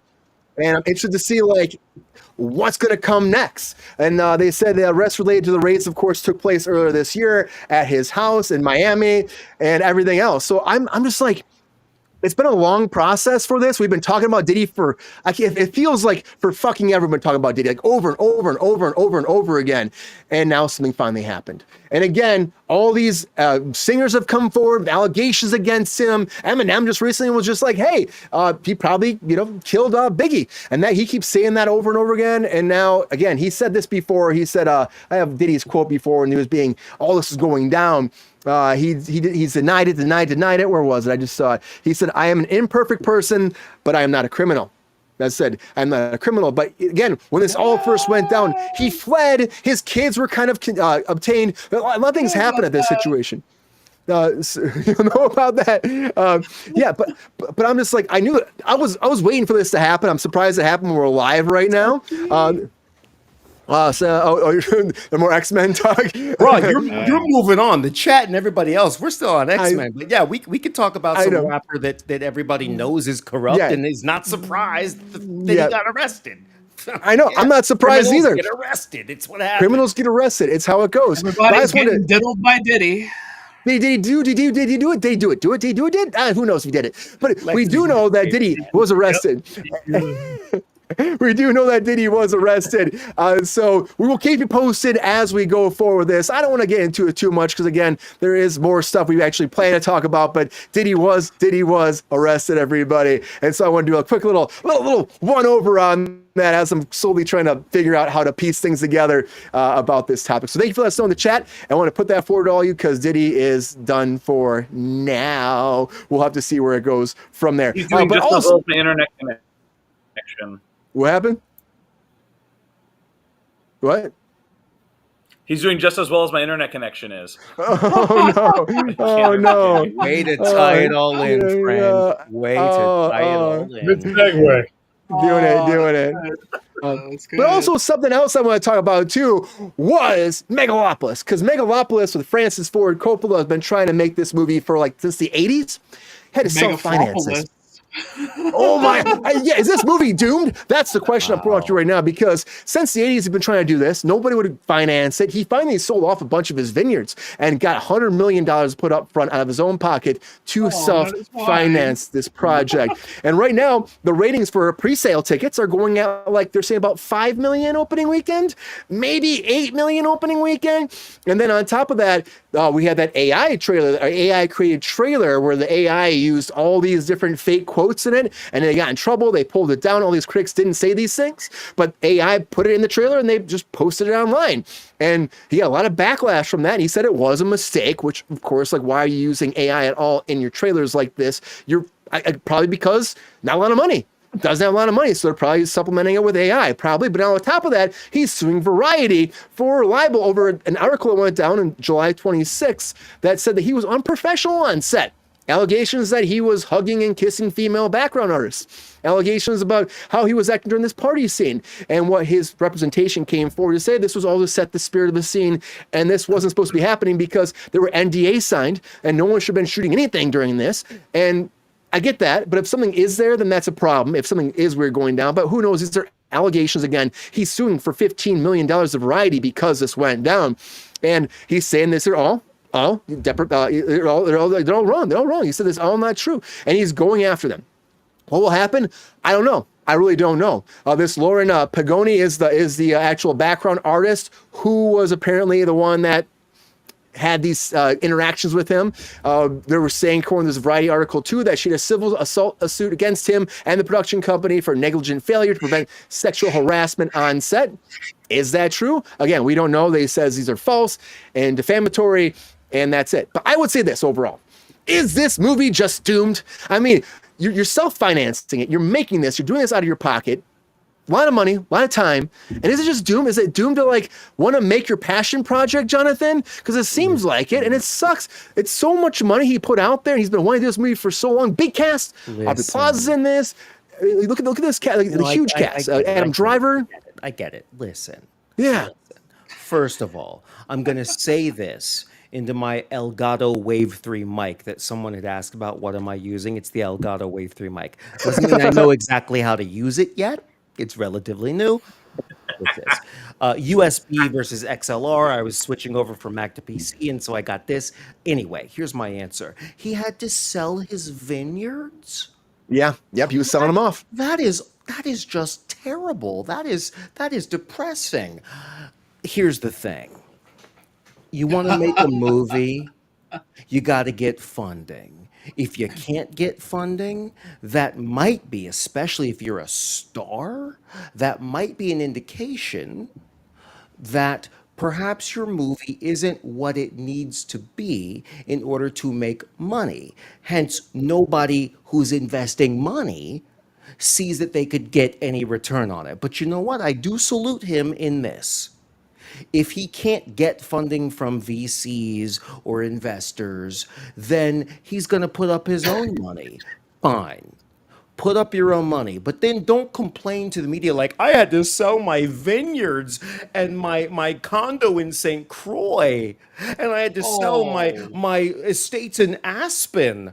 Look. Well, you got to crush a few grapes to make a movie. Fair enough. Yep. Do what you got to do to make not just your art, but let's not forget, it's not just art. We're talking about a business that did bring in millions of dollars in revenue. So we don't feel bad for you that you sold your vineyards. We feel bad for you that nobody's coming to see your masterpiece, because I wonder, did you listen to the advice that hopefully you sought out when creating this thing? If not, then you should be overjoyed that your passion piece made $5 million. My passion piece never made $5 million. So congratulations. But stop complaining. Stop treating this movie as if it's the best thing anyone's ever going to see, if only they'd see it. That's my statement. Yeah. Well, Yeah. let's not forget, it's not just art. We're talking about a business that did bring in millions of dollars in revenue. So we don't feel bad for you that nobody's coming to see your masterpiece, because I wonder, did you listen to the advice that hopefully you sought out when creating this thing? If not, then you should be overjoyed that your passion piece made $5 million. My passion piece never made $5 million. So congratulations. But stop complaining. Stop treating this movie as if it's the best thing anyone's ever going to see, if only they'd see it. That's my statement. Yeah, it's 100%. I will say, You going need to off listen of to the that, investors. You're getting there, Spencer. yeah, I was just saying, going off of that, I think it's also interesting to think about that 200 million, right, is how much it costs, and then they have to make. If you think about it business wise, it has to make at least 400 to 500 million to turn a profit. So this movie is not a movie that's going to make 500 million to begin with. It's No just way. not. It's not a big movie in terms of following that would be that big. Like, it's not a superhero movie. It doesn't have a built-in audience. Francis Ford Coppola did The Godfather. Like, that's great, but that was in the 70s, and this is not the 70s. So I just think that there's a lot to be said about that, because you have to think about it. Like, even like with Avatar going in, James Cameron's like, this movie's going to make billions of dollars, and then the second one didn't, and they're still going to make 3, 4, 5. But this one, it's like $200 million was your budget for a movie that may or may not do well. And as John was saying, it's a passion project. Like, it's really not something that everyone else is going to be just as into. I have tickets for it on the 23rd, but we'll see what happens. But remember, Well, that's art. That is art. Art should not. Because that's the only IMAX showing that's before 10 p.m. I want to see it though too. It is art, like John was saying, but I want to see it too. Like, I think it does look good. But again, that's what happens with investors too. They say this is not going to sell, this is not going to do well, and they don't put money in. Like Jonathan was saying, that's how it is. You got to listen to these people. I hate to say it sometimes. Passion projects if you don't always go. want money. If you want their money, you have to listen to them. So then, you have to do it somebody else's way because you're going to use somebody else's money. So I criticize him, but I do salute this guy because look, if he's going to do it his way with his own money, so be it. And you know what? It might be a great film. Great. It might be. But that doesn't mean it's a great investment. And there's a difference. And I feel like some of these big wig money making Hollywood types, they have a hard time understanding the difference between a great film and a great investment. They can be both, they can be either, they can be neither. If you're going to make it yourself, then make it yourself. That means you get to keep all the profits or all the debt. That's capitalism. That is free enterprise. That is this business. And he knows better than the rest of us how tough and how lucrative it can be. How's this shit any different than Avatar? It's a good point. It's a good point. Avatar is still making money though, Lexi. Avatar is still. It's not making money. No. It is. It is. Okay, I'm going to tell you. If you pay attention to numbers the way I've been learning to, because I've been learning this. If you pay attention to the way that they fudge numbers, I've never seen a man who fudges his numbers harder than James Cameron. James Cameron fudges. No, I'm dead serious. James Cameron fudges his numbers harder than anybody. He uses international sales. He uses like worldwide sales with all of his stuff. He uses which a lot of times when I was like learning like my box office numbers and stuff for a long time, like when I started doing the show. It was all American box office numbers forever. We never looked at like the international sales. Those came in like later. It was always domestic. You always looked at your domestic box office. Second of all, like this time frame that we're looking at, I've talked about this before. Those like a week in a movie. Oh, it was in the theater for a week. Oh my god, it didn't make any money. I can't believe it. It's like, well, nobody goes to the fucking movie and pays $20 to watch a movie when it's only in their movie theater for a week and you didn't advertise it. So there's all that kind of side of things. But like outside of that factor and all that kind of stuff, the jokes that I'm making about Cameron and his fudging his numbers, because he does totally fudge his numbers. $500 million for a fucking passion project, and we're talking shit about this, a $200 million passion project he paid for out of his own pocket. At the end of the day, I give a lot more respect to Coppola for this than I will for Cameron, because we're pretending that Cameron stuff is making money when it's not. And I've talked a billion times about the way that money is made. Like the true numbers, when you look at the truth about numbers, the highest grossing film ever made is The Blair Witch Project by numbers, because they only invested $100,000 into that film and made over $200 million on it. Box office. It's insane. It's insane. So when you look at those numbers, your lower investments are your highest numbers. If you're only investing $1 million into a film and you get $100 million back from it, that's a better return than if you invest $500 million into it and you get $3 billion in return. You're not really making all that much money. So it's like, I don't get it. Anyway, do you really not get it, or you mean that just as a I don't get like the bullshit. Like I'm like the idea that we sit here and we go, oh, this movie made so much money. I'm like, okay, if you want to like fudge your numbers and like I sit see. here, Okay. Because then also if you had the ability to take these movies, like okay, let's look at something that did fail, right? Like let's look at Furiosa for an example, right? Yeah. If I had man, the it failed bad. ability, if I was someone who had the power that Cameron does, and I know I keep using Cameron. Oh well, you know what? I'll re-release it in theaters. I'll just keep re-releasing it in theaters because that ability Titanic. to take my shit and re-release it back in theaters and recycle and recycle and recycle. I mean, Rocky Horror Picture Show by those standards is one of the highest grossing movie theater whatever's because they won't stop running it in movie theaters by that standard. I mean, I'm just saying like it's bullshit. So anyway, I don't think this is the first time that Coppola has come up with one of his insane passion projects. I don't know if anybody remembers back in the 90s that really strange thing that he tried to make that it was like, I don't know what it was, like a fantasy thing or like some kind of, I don't know, it was really colorful and had like people with weird red robes and stuff. I don't know if it was a mini series for Fox or what it was. It was like mid 90s. I'm like, I swear to God, I'm the only person that knows what I'm talking about. I don't know if he was a producer on it or what it was, but like, exactly. Nobody knows what I'm talking about. And he was investing all this money into it and all this whatever, and nobody watched it. And I don't even know if it got made or if it even got finished or what it is. I know if you look it up, you can figure it out because Coppola would have his name on it, right? But that thing went nowhere. There was nothing from it. I know, like, that was one of his, like, big failed projects. So, I mean, and also, like, the fact that he has to sell off his wine crops, like, his wine sucks. Like, straight up. Like, his wine fucking sucks. No, I like wine. I'm a wine drinker. Like, seriously, like, I'm a big wine drinker. I'm like, nah, his wine's not good.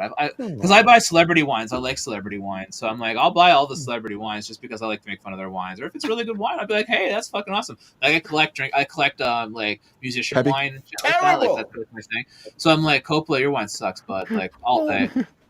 But like, I mean, but is this gonna bomb though? You think for him though too? Think it's gonna bomb? Like, you think it's just not gonna? It's just not gonna be any magic wand. These are again pre-sale stuff. Of course, it's gonna bomb for him. Yes, with an expectation that was it gonna make money in a box office? No, nothing's gonna make money in a fucking box office. The only things that make money in the box office are horror movies for teenagers and family films that are animated for kids, made by Pixar. That's or maybe Christmas movies. Like, do they make money? I don't know. Holiday, yeah, always. I think they make decent money. It's gotta be like a very particular kind. Like, it's gotta be like Will Ferrell grade, like top tier, Elf? whatever. Trying to be like it's Elf. Or like Elf an animated thing. One of the all animated, like they make some really solid animated ones. But like, if they try to go off the rails, like this one that's coming out with The Rock, that what is it? Red? That is terrible. Yeah. Like, oh no! I'm gonna watch it. I'm gonna watch it 100%. I'm all about this. J.K. Simmons is super ripped in this. He looks so great. Don't mess with J.K. Santa. Don't do it. I will say though, I'm really sad for Adam Driver. I feel like Adam Driver is one of the most phenomenal actors, and he really is under deserving of the way he's been treated in Hollywood. Like everyone's treated. How has he been treated? He keeps getting put. He gets put in a lot of these movies that just bomb. A lot of the movies that he's in are bombs. Like it's not his fault. Put in them. He gets cast them, and he makes. He gets cast as agent. For him, that man's doing fine. He's making money. He's making big movies. That dinosaur one, I know it didn't do that well, but I bet he got paid great for that too. Did you just say like big movies like the dinosaur one? The dinosaur one. That was a big budget movie. Still, what the hell was that shit called? Like we're looking at Timothy Chalamet, and we got Adam Driver over here, and I'm like, what the fuck are we looking at Timothy Chalamet for? And we got Adam Driver. Adam Driver's phenomenal. I'm like, and Adam Driver's so hot. I'm like, why are we not using him more? I'm like, Adam 65. Driver should be like. I just feel like Adam Driver should be a top tier celebrity. Like Adam Driver should be up there. You know what I mean? I just don't think he's Kylo Ren. The way he is. I'll be Kylo Ren. Was it the Star Wars curse? He's Oscar nominated. Yeah, there you go. Yeah, right. Spencer? Was that movie that he did with Scarlett? Two Oscar noms? What's her name? Scarlett O'Hara? That's not her name. Not O'Hara. That's Johansson? Johansson. Thank you. Jesus, I must be tired. He did a movie with Scarlett Johansson where it was called The Marriage or something. Was that what it was called? Oh, yeah. That's what you're talking about, Marriage Story. They had Marriage Story. There you go, Marriage Story. They had an amazing argument scene with each other where you look at that and you go, this is some of the finest acting I've ever seen. One of his Oscar noms. Bam! Look at that. Yeah. he's a great actor. There's no question about that. I think for him, maybe he doesn't necessarily look at how big a blockbuster can this be. Maybe he's looking at the work. There comes a point where you don't have to Yes. make your work decisions based on finances anymore. I think he's reached that. Which is great. I mean, I think about Revolutionary Road. Tim, Oh, Tim, man. come on, Can I just Tim. say- Oh boy. Can I just Oh, say boy, it, Tim? Tim. That's great casting. I can't think of a better person to cast. Take my money. Happy man. Maybe Okay. we need to do a chat vote. Maybe if like 10 people vote for this, we can just spend the last few minutes. I'm sure you have more stories, Brian, but Yeah. you know, the world wants to know more about the unicorn experience. Maybe we can do that in Man. after hours type deal. Maybe an after hours conversation. Before we move on though, unicorn. Spencer, I know you're somebody that wants to see Megalopolis. I want Do to you think see it's it. a- That's really Hey, cool. how are we talking about Megalopolis? That's when what I'm Lexi saying. has a unicorn story. And you're talking about this movie no one's ever man, gonna see. It's still the home of entertainment news. So, Spencer, is it gonna bomb, or is there gonna be like a flux of people that we don't know about that are gonna go see it and it'll make its money back? Tell us, Spencer. I just think that's a big budget for that movie. Maybe I 50 don't million see would have been it good for happening. this. Maybe 50 million, 25 maybe. Yeah, at You the wouldn't have- most. You wouldn't have had that star power though either. That's the I mean, thing. it's also you have to think about the fact that but also we have a director who hasn't really been quote unquote relevant since like the late 70s, 80s with the popular stuff. So coming in with a movie that it's like, this is a movie, y'all remember me as a director of classic movies. It's like, well, okay, but that was in the 70s. The people who saw the movies in the 70s are not the market now for those movies. So throwing those actors in there is a hope that people will go see it for the actors alone. So you're selling the names. You're not selling. Which perspective are you approaching this from, though, Spencer? Are you approaching this from the artistic perspective or the capitalist perspective? They can be one and the same, but Sure, I the feel like capitalist perspective. this one's split. Yeah, If- If it's about the money, then no, we don't need what? always about the money. What are you laughing at? I can't. I Lexi? can't with the chat. It's Oh, too I- much. You're right. Because anyway, I'm saying if it's about the money, then Tim. Coppola's not a dog in this fight at all, right? But it's not just about that. It's about that balance between art and money.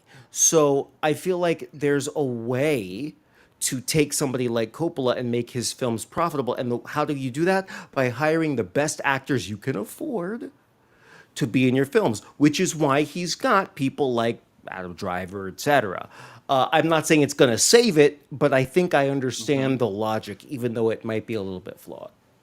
Yeah, it's like I think too. Can Jared Leto think about save Masters of the Universe, everybody? Art Because perspective, it's really I'm really good is on just moving hit or on. miss because it's a subjective opinion. But I think right now the reviews are showing the art is not there.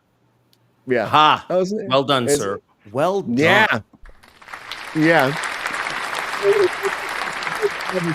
The actor will be the people that. During the applause, we missed everything you said. During the Yeah. applause, we couldn't hear you. Can you say that again? Oh. Yeah, I said it's a big thing about putting the butts in the seat, though. Oh, mhm. Yeah, and so by putting the butts in the seat, you think that that's what's going to bring people to the audience. That's over this theater. That's going to get people to come out and watch. That's going to bring the big bucks in. And Masters of the Universe again is trying to bring the big name of Jared Leto in to be Skeletor. Let's find out in our featured story of the night.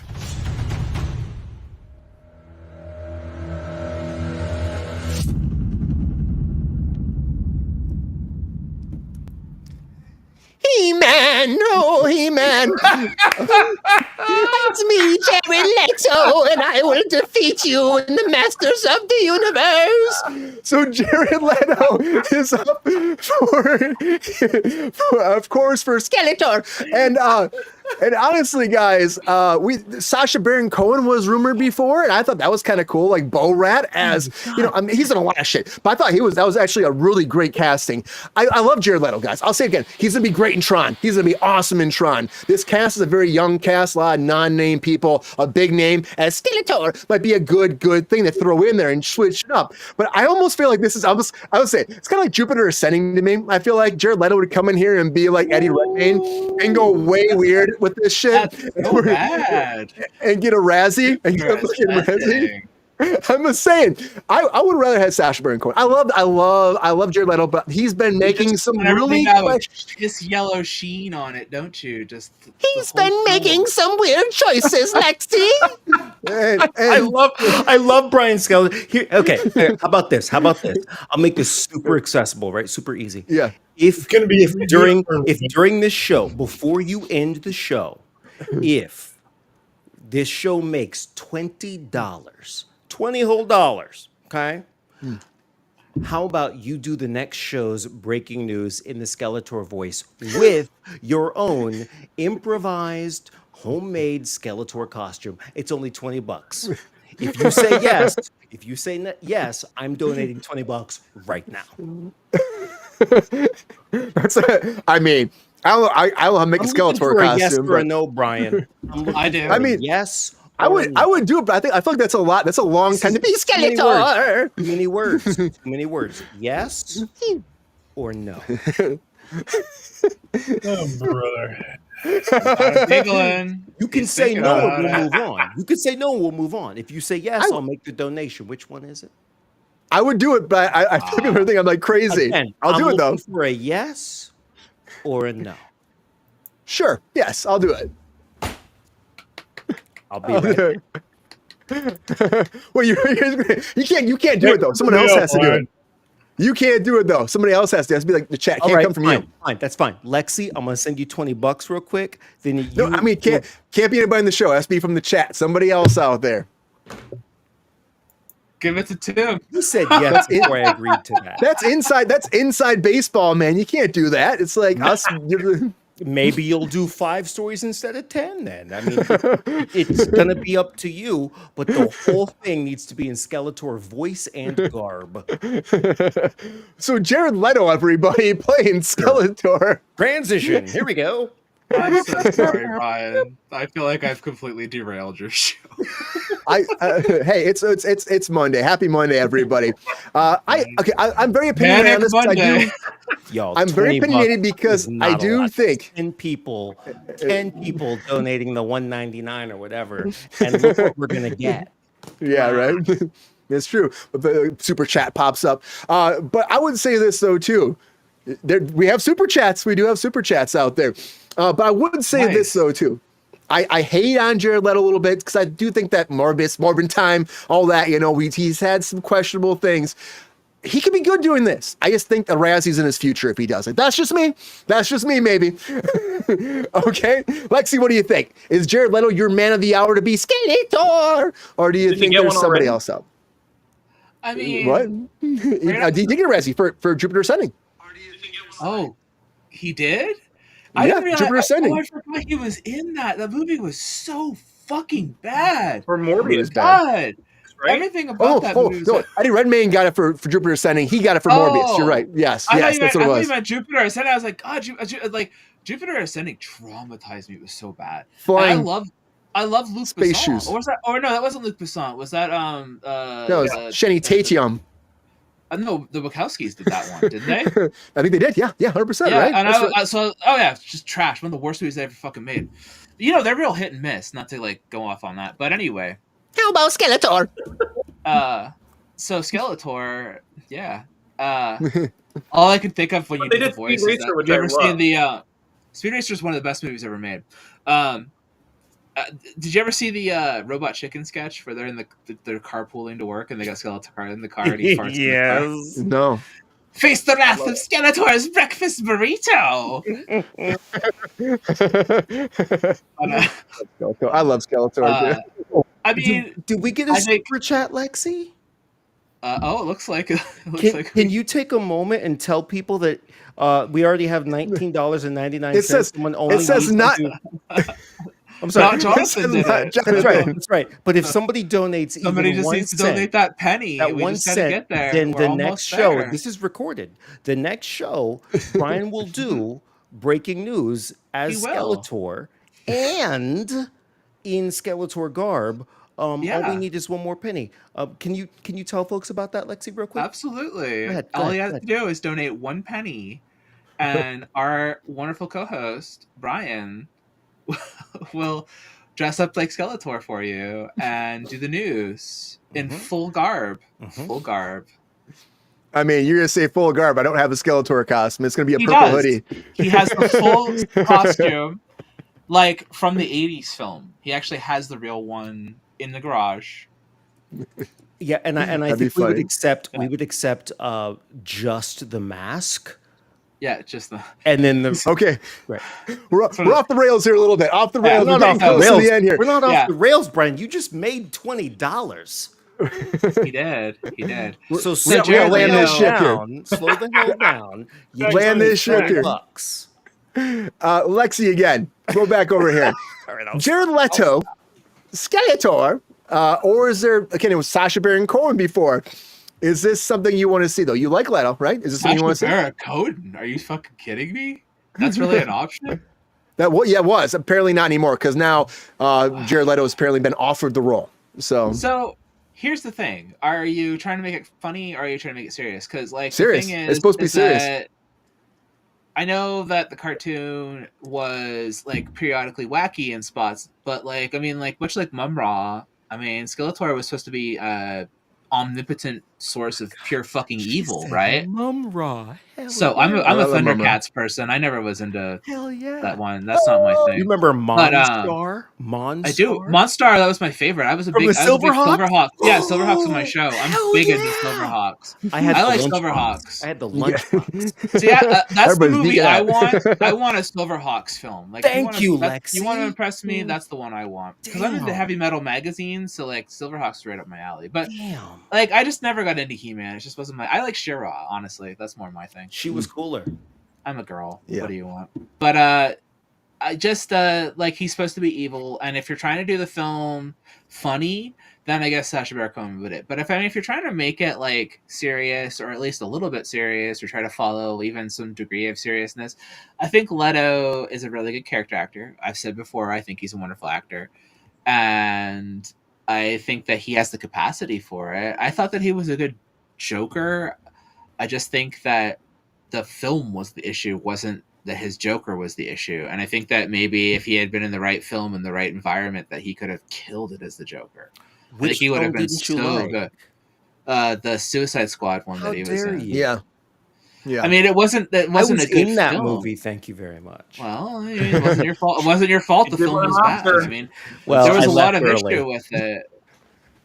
True But story. True I story. mean, it's just, I mean, and I wanted to like Suicide Squad because I'm actually a big fan of the Suicide Squad comics. So I'm a big DC person. Like that's my jam, and so I have a lot of hope for that. And it wasn't good. And but more importantly, when they said that casting and I saw the pictures and stuff, I was totally hyped for Leto. As Damaged. that. And I like him as a character actor, but like Morpheus, I don't think the problem with Morpheus was him. I I'm didn't see sorry. the Breaking I news. didn't- We have breaking news. I'm sorry, Lexi. We have breaking news. We just got $1 donation from There we Touchy go. Ghost. So we this now is have, rigged. That's Mike again. This is rigged, Mike. Mike, you can't do this. It's fine because what It's- this means is we It's now legitimate. have $20 and I'm not a math person. Is that $20.99? I think so, yeah. Yeah, which means the YouTube fees or whatever are covered. And Yeah. ladies and gentlemen, audience of Kruse go. Control live right here on YouTube, soon to be, you better be, sponsored by evmux.com. Ladies and gentlemen, the next live show, Brian Kruse will be doing breaking news. There's a rhyme in there. Use that however you like. It's for free. As Skeletor. There you go. Can you hit that applause button for me real quick? No, applause and balloons. Real quick. Applause and balloons. We're I'll done. set you up again. Brian Cruz will be doing Skeletor.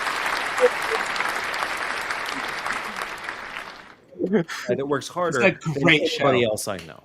I don't have balloons in my feed. But I can give balloons to the man who made it happen. That's for sure, Mr. Jonathan McFadden.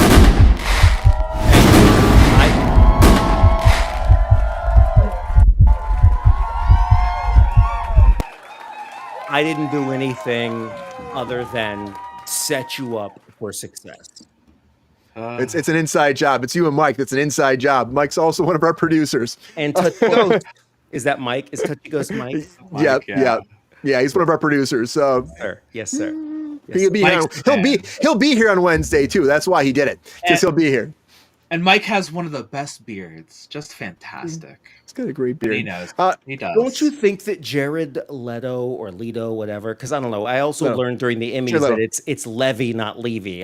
Whatever. Yeah. But don't you think he's in a way? Argue with me if you like, but I'm not married to this. In a way, isn't he almost the Johnny Depp of this generation? The character actor, the guy that plays all the roles that are wildly different than him outside of that film. Well, Yeah, no, but 'cause I he's can about the almost- same age as him, so Whatever. I'm just saying, I can see why somebody at the higher up said, hey, he would be really good at this. And Jared Leto looks at that and goes, oh, whatever it is, $40 million? Yeah, I can do it.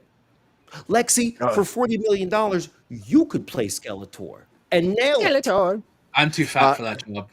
I see But for Spencer's 40 got million, something he's you thinking make- about this too. That's my point. I would be Thickator. What do you think, Spencer? I see you I just thinking. keep thinking about the fact that he's in House of Gucci. But I'll He's in tell House you, of Gucci and he's not I'm good in that certainly movie. white enough for the role. I got you that way. Let Spencer take over for a second. All right, Spencer, what do you think? Jared Leto stresses me out. He's not good in House of Gucci. Not good in Suicide Squad. He's great in Dallas Buyers Club, but he's not good in anything else. Oh, he was great in that one movie. The one. And he's not good in 30 Seconds to Mars. Which is his band, you know, and he gets ripped And on that's for all I have that to say too. about it. There was that whole Great. thing, Spencer, though, too, with the band. Yeah, I mean, Who was it? Was it there was an actor that was like talking bad about 30 Seconds from Mars, and then he came up to him and started yelling at him. I think it was Frodo. I think it was, wasn't it? You know what? I don't know. There was this whole thing, all this controversy. It's like, I don't know why he's so mad at me, because he had one time said bad things about 30 Seconds from Mars, which has had a lot of flack a lot of times through the years. And again, a lot of Razzies nominations, a lot of questionable performances. I would say again, I think he has hits and a lot of misses. I think he does. And we're trying to say Johnny Depp. I don't think he's. Yeah, I don't think he's Johnny Depp either. No. I don't think he's Johnny Depp, Jonathan. I'm sorry. I don't think he's Johnny Depp. I think he's more of a. Oh, we can't Val hear you, Kilmer. Jonathan. I think Val Kilmer is a much better statement for him. He's got that like, you know, that like character actor, but like he's really fucking unhinged off set, and like he's going down that road of just being like just progressively more and more unhinged as he like gets like older and older, and like he's still a fucking phenomenal character actor, but like as he gets older, you're just like watching him go down this road where it's like eventually, I don't know, like I feel like you're gonna end up watching him in a lot of like straight to video kind of movies that like because he's lost his mind and just started a cult out in the desert kind of shit because he did. Am I on? Am I on? There Can we you go. hear me? Yeah, we hear you now. Yeah. I'm not. You can still hear me. Yes, you're good. Yes. Go ahead. Yeah. I'm not saying that he is Johnny Depp. I'm saying the people who make these giant multi-million dollar decisions look at him as the same sort of box office draw and approach because he can play all these different characters. That's what I'm trying to say, that Yeah. that he is the same. He fits in that same bucket. Yeah, I can see that, but then again, like he's always trying to go there. He's very method, which I think is an issue sometimes too. Like when he was giving out, like, I mean, this is like a rumor that he was giving out used condoms during the Suicide Squad. You used condoms and rats and stuff like that. I do. He didn't bathe. He didn't bathe during it though. He didn't brush his teeth. That was the whole thing. And so, like, that's a bit extreme. Like, Joker wouldn't brush his teeth. I'm like, I don't know about that. Maybe Mr. J might brush his teeth. That's all I'm saying. You know, you're also kissing Margot Robbie, so brush your teeth. That's all I'm saying. Method acting. She had issue with that. That's a huge. Like, why don't you just nope. Go ahead. What's he gonna do for Skeletor? Is he gonna have like a skull mask he's wearing all the time? You have to call him Mr. Skeletor. Call me Mr. Skeletor. And then like, he's gonna carry a staff around and wear a purple hoodie, and he's gonna fucking like yell at everybody and call them, "I will get you, He-Man." Everybody. I mean, I don't know. I feel like it's gonna be a slippery slope. It's gonna be a hard. Also sound like, what's the lady's name from Family Guy when she's like, "Mr. Griffin's not here. We need more lemon pledge." Like, what is that character's name? Consuela? Yeah. Yeah. Oh no. Yeah. I just think he's kind of falls into that category though, Jonathan. You talked about it. And on the next episode, Brian will dress like Consuela. He'll dress like Consuela, but do Skeletor's voice. Yes. Jonathan, you dress as Consuela. Bring it. I'm ready. In fact, I got the wardrobe right there in my closet. Give me a second.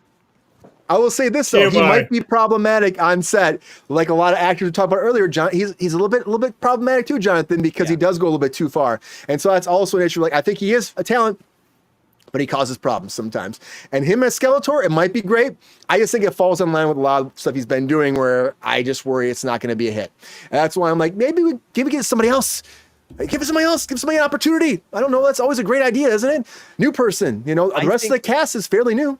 I mean, they've done stuff, but not as big. Something that would be really cool is what if, and I'm thinking out loud here, but what if Hollywood, the powers that be, a studio said, we were going to cast Jared Leto, or who's the other guy we talked about in the beginning that was sort of a jerk? We were talking about Joaquin Phoenix. Yeah, Joaquin Phoenix. We were going to cast them, but they're jerks, they're abusive, they're all these things. So what we'll do is we're going to go to an acting school here in California, or we're going to find somebody who's been in little things here and there. We're going to hire them, but we want your support, audience, crowd, society. Will you back this person up? You go and choose. Go online and vote. It's free to vote. Vote who you want to see to play this role, and we'll put them in this huge multi-million-dollar movie. Even if that movie doesn't make money, the fact that they're doing that and giving the underdog a shot, they'll go down in history as a studio that's caring about the little guy, and in long term, right, they'll probably make a lot more money as a studio. They could. Fan casting always goes a long way. Richard Tracy, what are you cleaning? Hopefully it goes very well. But everybody, again, Jared Leto, Skeletor. He's apparently been put out there right now to be the man of the hour, to be Skeletor. We'll keep you updated. And Masters of the Universe is going to be on the big screen one more time.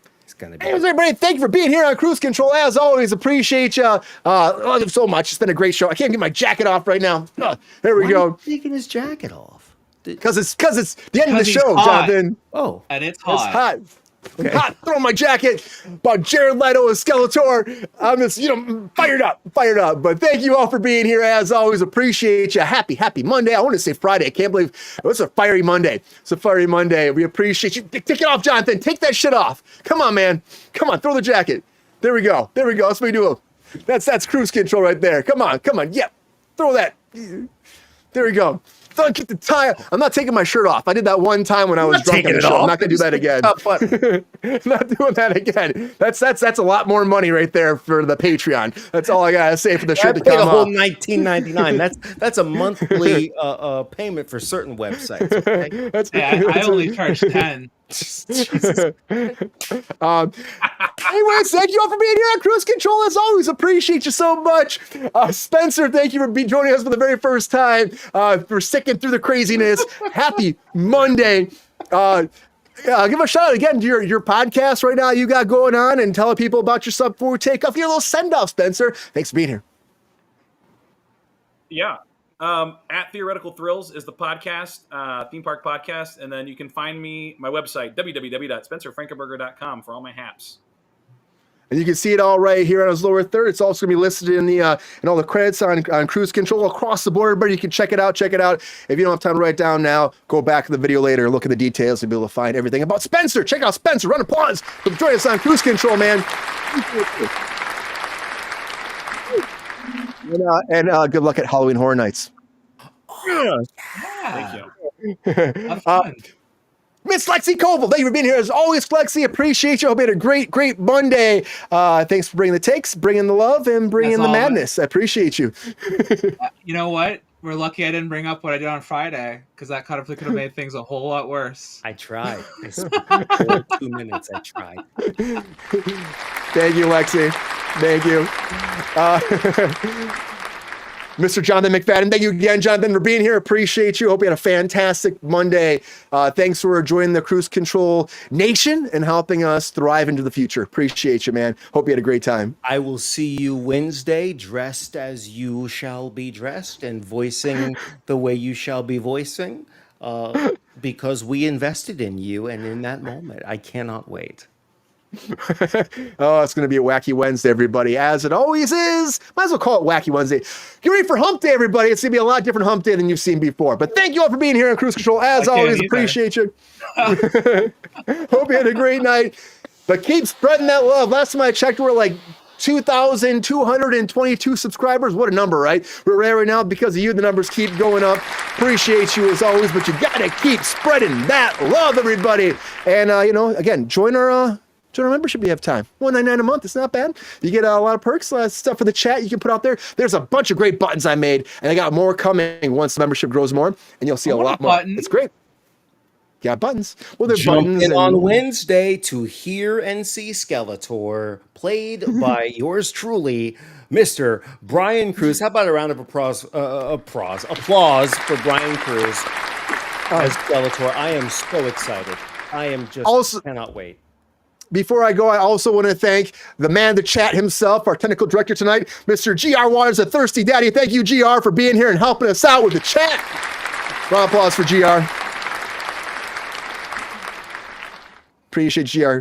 Oh, we can't hear you again. We got to work this out. We'll figure it out, GR. We'll figure it out. We'll get back in there, but I appreciate you, GR. And thank you all for being here, but you got to keep spreading that love. You got to like and subscribe to our Patreon if you can. And as always, everybody, you got to tell your friends, your family, your uncles, your aunts, your grandmas, your grandpas, your great-great-great-great-great-great-great-great-great-grandmas and grandparents that came down from Neptune, landed smack down in Jonathan's backyard. They had a chinchilla and a porcupine. They had a fucking orgy. They landed in Lexi's backyard. Oh, my God. They became unicorns and up to Mars. They had a fucking orgy out there. It was amazing. They subscribed to Kruse Control. You can too. The Martians subscribed somehow. They went to freaking, back to the moon. They found a bunch of aliens that have been there for a long time because we know they're there. They subscribed to Kruse Control after they got through the portal. That was fucking nuts too. And they portaled back to Earth, landed smack down in Australia. And all the chinchillas and the beavers and bears and all those woodland creatures came around and they liked it and they love Kruse Control because you do too. And those numbers keep going up thanks to you. And I appreciate you as always. And fuck those chickens because they will peck away at your penis. But thank you for being here on Kruse Control as always. Have a great night. Take care of yourself. Enjoy the rest of your week, and we'll see you back on Wednesday, I guess, for Skeletor. I don't really know what's happening, but thank you all for being here. Appreciate you. Take care, and as always, love you for being here. Until Wednesday, see ya!